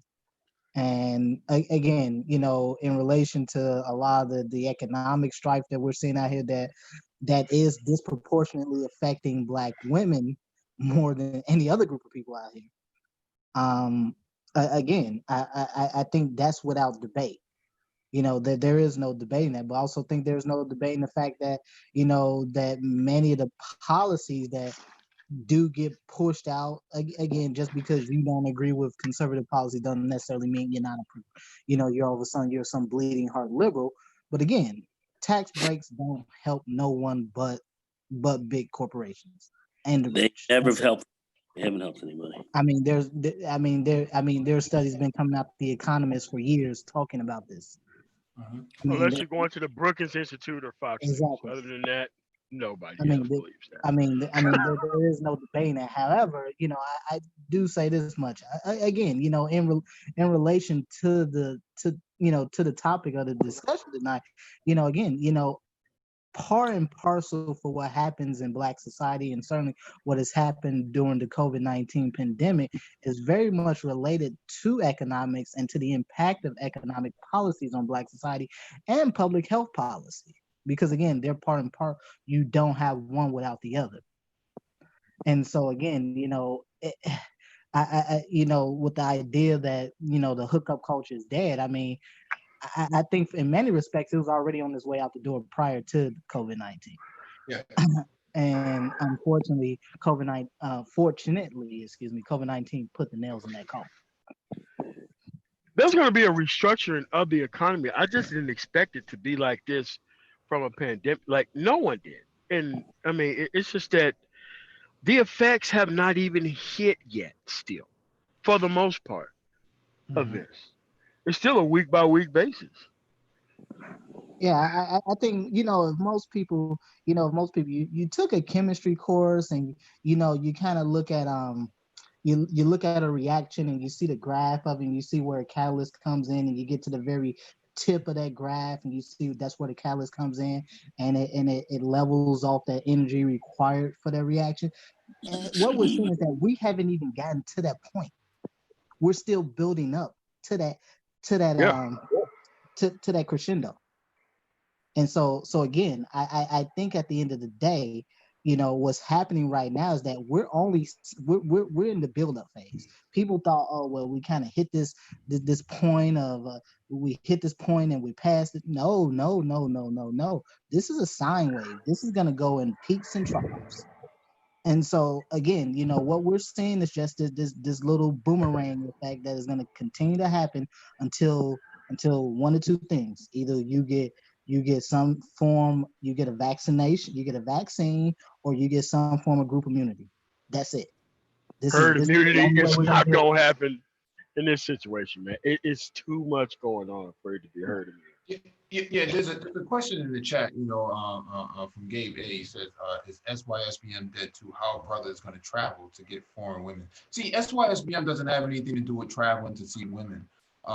That's passport bros, but SYSBM is in full effect right now. That's what the pandemic has done, is accelerated the use and the necessity for SYSBM as a philosophy. So I hope that answers your question for those who are not fully informed. Yeah, and you just say SYSBM. It's just like save yourself, black man. It's ultimately, this is about you being on your own journey, and that doesn't necessarily, like you said, Mike said, doesn't necessarily mean that you have to jump on a plane and go somewhere. You can save yourself here if you know where to go, and a lot of people have to, just kind of. Your first trip you got to take is one inside. It's that internal trip. Get a chance to understand yourself a lot better. Then you see what's going on. You'll take a lot less crap. There are a lot of things that you're not going to accept, and then you kind of on your journey. You kind of on your journey there. But it's really getting your mind right first. Very, very important to understand that. A lot of guys jump out here, start screaming and talking crap, and misuse that term. Because in some respects they don't understand it themselves, but that's what it's all about. So I don't know. I thought save yourself was self-evident, but apparently not. Oh yeah, I mean it's just like what color is George Washington's clarification? We need clarification on that. Well, I think so. I think some dudes need common sense, man. Hey, gentlemen, can I say this as well? I'm not an expert on SYSBM or MGTOW because I just got into this space. But I just wanted to say this, guys. Ty City was talking about it, where a future baby mama got a settlement of $53,000 a month. Man, that's a pretty good white collar job up here. $53,000 a month. There's a bunch of men who will never make that. Let me keep going. Ellen DeGeneres is getting a divorce. So even on that side, it's going to be $450 million settlement. We already know about Jeff Bezos and then Dr. Dre. So Gabe A, I got all respect for you, bro. Just make sure she sticks with you, man. George Clooney also. George Clooney, what people have to look out for is when they get their degrees and they get their education straight. The next thing you know, they're like, it's time for me to make that move. You got to be about that too. So. I want to make this. I want to make this point though. My teacher used to always say this. You make money when you can solve problems, and I'm really preaching to the choir about this, because I really don't know the subject too well. I remember Obama gets credited for saving the economy. I don't know the ins and outs, but that was sort of the narrative that was painted to us. So whoever can kind of find a solution to this problem on a global scale, bro. Whether it be medicine, vaccine, whatever, bro, man, you're gonna hit the bank. That's all I gotta say. I got no solution. So it's on you guys. Yeah, man, but these top ramen ass niggas ain't gonna fucking solve nothing in this goddamn space, man. Chicken flavored, shrimp flavored, beef flavored. But here's the problem that people have with SYSBM. They confuse it with the following term. SEBYSBM.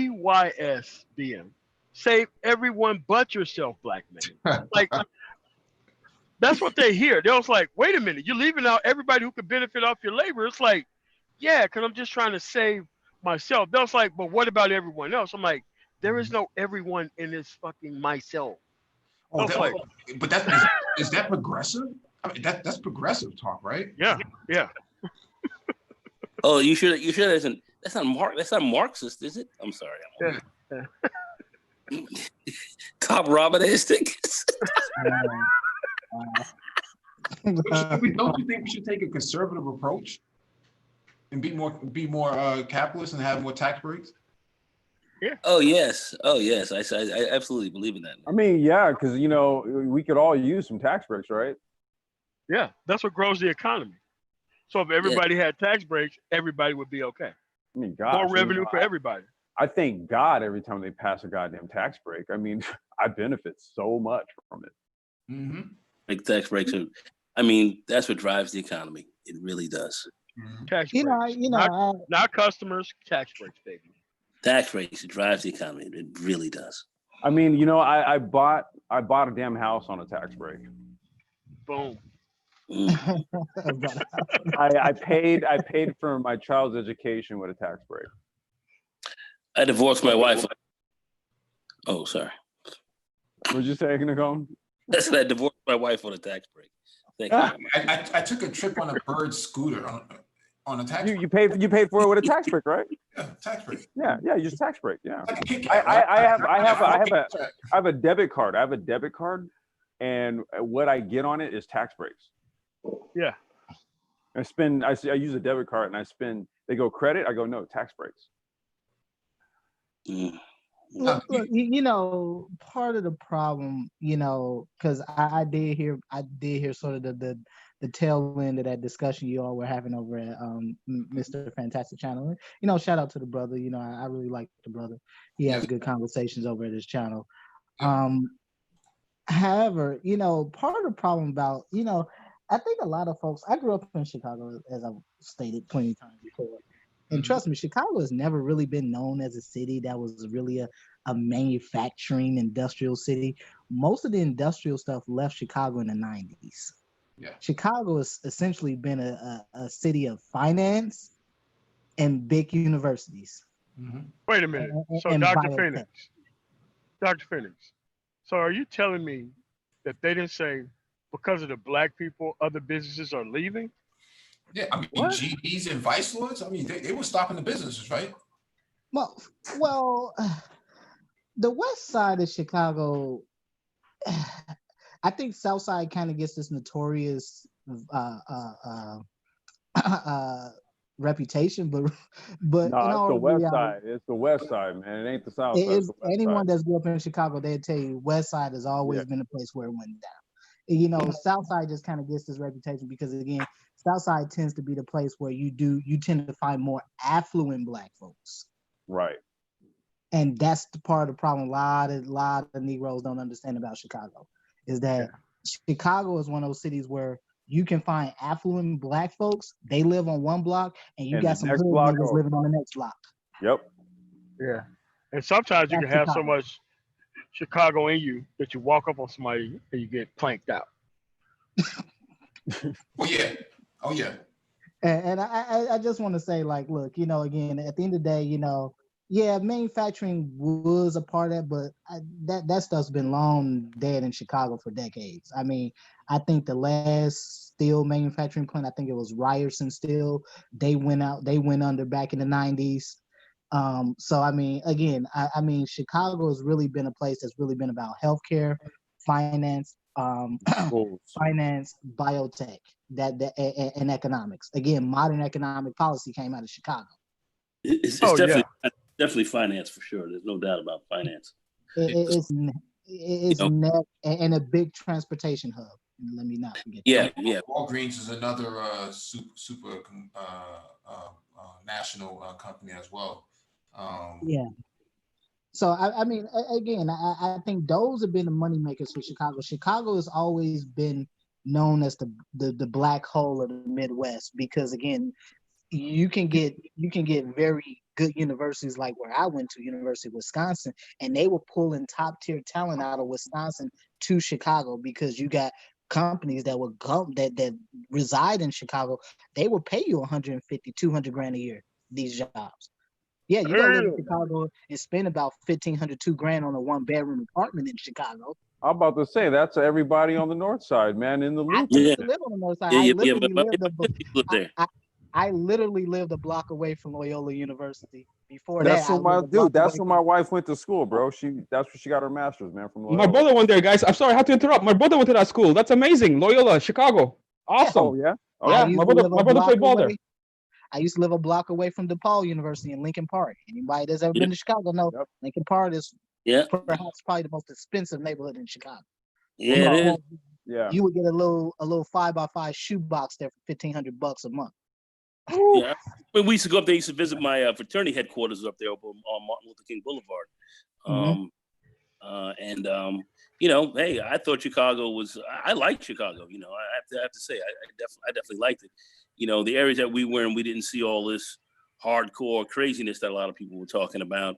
You had to go to certain areas like where the old Cabrini Green was and all of that. You know, infamously, but But when they but shut all that stuff down to go, and that's when all that shit moved out to the south and west. they moved that. It moved out. Yeah, That- yeah. That's Definitely. why the South Side got the reputation they got now. Is that the Yeah. riffraff you've seen that came from the Robert Taylor homes, the Cabrini Green, the homes in general, the Stateway Gardens, all of that.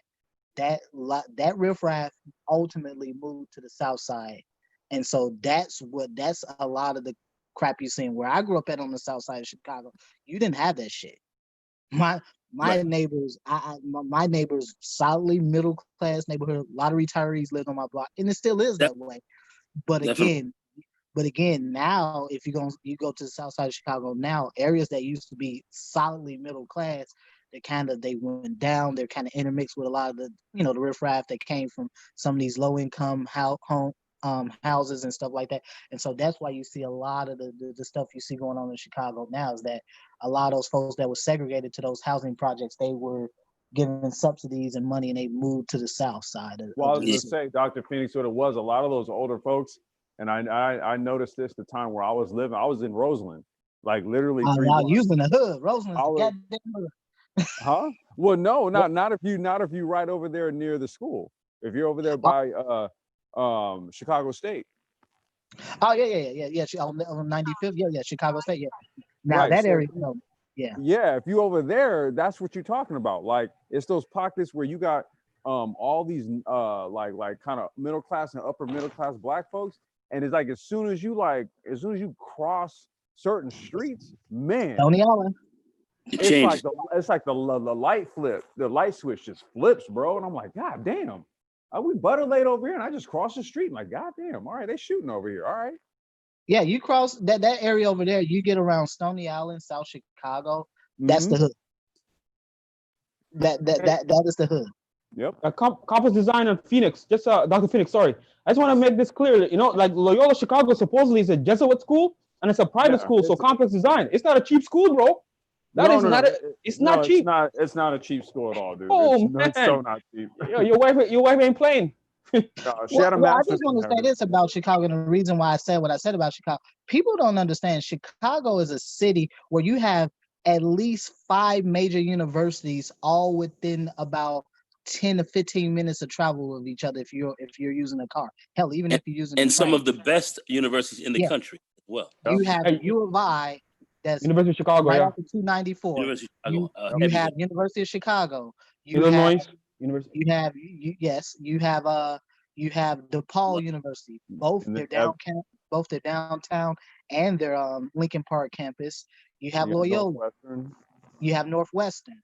I mean, Yep. you have major universities all within somewhere about 15-minute travel time of each other. Yeah. So again, this is where Chicago's always made its name. Chicago's never made its name, and in terms of manufacturing, if anything, Chicago was known as a major stockyard for animals They did a lot of slaughter. they had a lot of slaughterhouses because they were- slaughterhouses and shit. Yeah. Because what they would do is it was like so like Illinois, from what like some people told me when I was there, that's sort of like so Illinois, that whole sort of transportation hub that's there, it connects the eastern part of the country to the western part of the country. Absolutely, and that was part of the deal that Abraham Lincoln made with the I can't remember the gentleman he was running against, who that was part of the deal that he made. That in order for that gentleman to drop out the presidential race, Abraham Lincoln promised him that he would make Chicago the transportation hub of the country. So that's why Chicago and again, those slaughterhouses, they would slaughter animals in the Chicago stockyards, and then they would transport them up Lake Michigan up north into Milwaukee. That's why you see a lot of folks that went north from Chicago to Milwaukee, and all the other part of it is too because there used to be this little nice little welfare loophole where you can get double, you can collect welfare in both Illinois and Wisconsin back in the day, but Oh shit. that's a discussion for another day. Right. So that's like a tax break, right? Mike, Mike, can I By any other backtrack? name. Mike, can I make a correction to something I said earlier? Go ahead. I said Future's wife was making, one of the baby moms is getting 53,000 a month. How many men in this space made 53,000 a year right off the bat when they came out of college? Unless if you're a doctor, of course, then you're good. So just think about that for a second. 53,000 a month, bro. And there's people who don't even make 50,000 a year. I just want to make that clear. Yeah, we're talking about a pandemic, and so so hookup culture is dead. That's basically what we're talking about. And so so Chicago, Illinois, and Wisconsin, so loopholes, welfare loopholes. Welfare is bad for Black people, but for major corporations, that's fine. That's great. Amazon, big companies who take, Carrier, give them millions of dollars, and they'll open up a facility, and then they'll take it down to Mexico and say adios, amigos. Rather, I got those breaks immediately. Isn't that what GM and Ford did after they got the bailouts in 2008? And what's in your mic is jacked up. Yeah, what? Yeah, go There you ahead. go. We can hear you now. No, sorry. I had to push it up. Yeah, man, it's just that the concept of tax breaks works the same everywhere. They blow a big hole in the budget that everybody else has to actually feel, and the rise in real estate costs and all that kind of stuff. Well, it works well for those people, but everybody collectively take a loss in order for that gain to happen. And it doesn't. It's not a one-to-one thing. Breaks And you don't are you don't and pay. you don't partake of that gain. That gain No. goes to them. That gain is not distributed to you. You don't No, get it goes to the corporation. It's kind of like I should be happy that somebody else is ripping me off. That's what it is. It's a damn ripoff. When Fidelity Investments decided to leave Massachusetts, man, there was a big fallout between the governor and Deval Patrick and Ned Johnson, who was a former head of Fidelity Investments, and his daughter Amy Johnson took over. There was a big fallout of that. Hey, we gave you a lot of breaks and incentives to keep the company here, and then you take them all the way down to Raleigh and Westlake, Texas. What the F is up with that? Yeah, they were just like, yeah, well, they gave us some more incentives and some more breaks. All the money up front, and so I guess we got to just see where it goes, because if they find another place, they just up and leave, and they don't give the money back. The biggest financial company in the country is Fidelity Investments, and they took the money and left. Well, that's essentially what Foxconn did. They just took the money and never built shit. So yeah, and left a massive, wow, that's worse. Yeah, and left a massive ripple effect of property tax and everything else, because they helped the people relocate from Massachusetts down to Texas. Damn. They did. Yeah, and again, when you think about this in relation to the topic here, again, these things have a reverberating effect through society, and certainly we know that given just how disproportionately Black people have been affected during this pandemic. Again, things like tax cuts, ability to access healthcare, the ability to get childcare. I mean, again, for women, women typically are the primary caretakers of children, for example. And, in this environment, we've seen that folks don't even have viable internet access. Internet access has been a problem for many single mothers out You Hey, know, can I chime in on that real quick, Dr. Phoenix? yeah, go ahead, brother. I don't just because because of this whole childcare, I had to dismiss a student 2 weeks ago because she couldn't get viable childcare. She couldn't come in and do her labs, and I extended this woman like 3 weeks to try to get in. But finally, I had to cut her for that Yeah. exact same reason. That's it. Oh, because she had COVID? I missed that. No, No, she didn't have she COVID. couldn't No, get she no, couldn't no get childcare. childcare. Oh, she. No, yeah, no childcare. Yeah, yeah, Mhm. yeah. You know, keep in mind, brother, when you get in these programs, many of these medical programs, medical school, nursing school, whatever, you have to complete clinical rotations. In many of these cases, clinical rotations are really something you can't even miss a day of. I know certainly when I was in nursing school, you couldn't even miss a day. They will fail you. You will fail the entire semester if you miss a day of a clinical.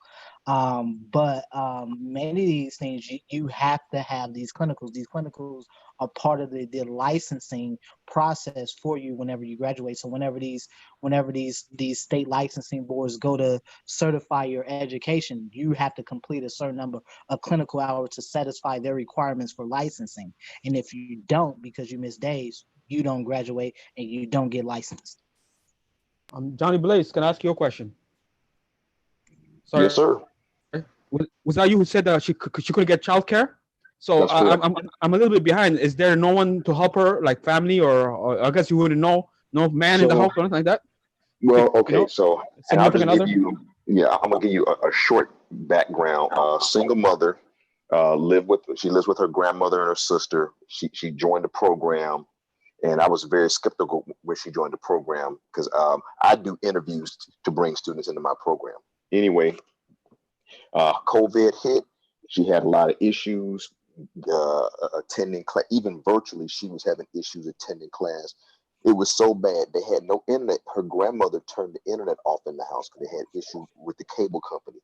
So in order for her to get on, she had to go to the baby daddy house, and I hate to say this, and sit in his parking lot to use the Wi-Fi and to attend class with the baby in the car. What the fuck? Okay, now I get it. Because back in the day, we would just go to labs in the school because the schools have amazing labs, and but because of this COVID thing, they can't go and use computers. I used to use the college's Wi-Fi all the time. You know, Wi-Fi, internet. They have Well, unlimited bandwidth, right? So yeah, I get it. that's an option. She can come, but she didn't want to bring her daughter. But however, that's the in-class portion. I mean, that's the book work. But we still have to come in, like Dr. Phoenix said, we have to do physical labs. My students, they have to come into the building because, like I said, I teach X-ray techs, so we do a lot of body manipulation. You got to learn how to use the X-ray machine. You have got to be in my lab to do that. She couldn't get childcare. Now, what I suggested to her was give your child to the father. Oh, I can't do that. But I'm like, is he a good father? Well, yeah. I said, well, guess what? Let him figure it out. What men do, we have problems. We make solutions. You give your child to father. Guess what? This is your issue. This is your daughter. You figure this childcare out. I have to go to school. She didn't want to go that option. She's no longer in the program. You know what, Sorry. Johnny Blitz, I want to say this, and this is an advice to all young ladies out there. If you're going to get it, you want to become a lawyer, a doctor, an X-ray technician, and all this stuff, please don't have a child. Avoid it at all costs. Because see, this is what happens. It's you're carrying. I'm sorry to say it this way, but you're pretty much walking around with an anchor, trying to achieve success in life.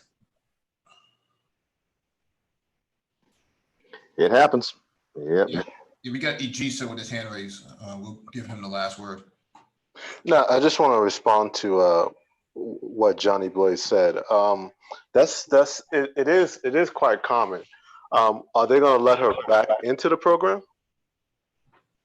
I can try to let her back in. I got a brand new class that starts next month. So wherever you fail out, that's where we can bring you back in if I have a slot. Now, for her, because it is somewhat COVID related, they may make a special consideration. But here's the bigger problem. I'm losing clinical sites because they don't want to be responsible for students. So, and I'm sure Dr. Phoenix may be running into a similar issue. A lot of teaching facilities don't want to deal with students.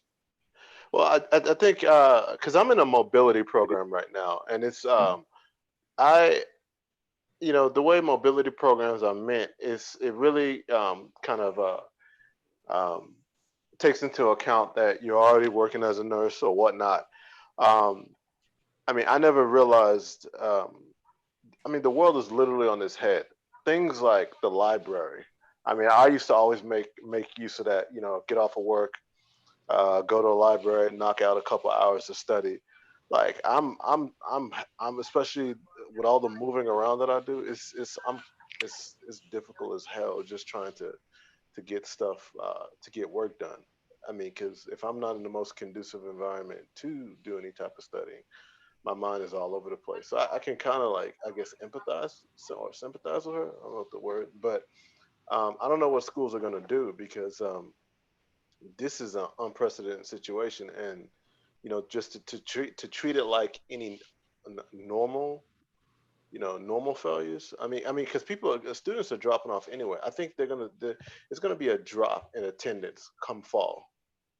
Some people are just gonna forego and be like, I'll just wait it out. Like, I mean, because what's the point of going to like a University of Texas or University of Wisconsin or some big school just to go online? Like that's stupid. You go for the experience. Some of these Well, big schools. the branding also matters too for some organizations.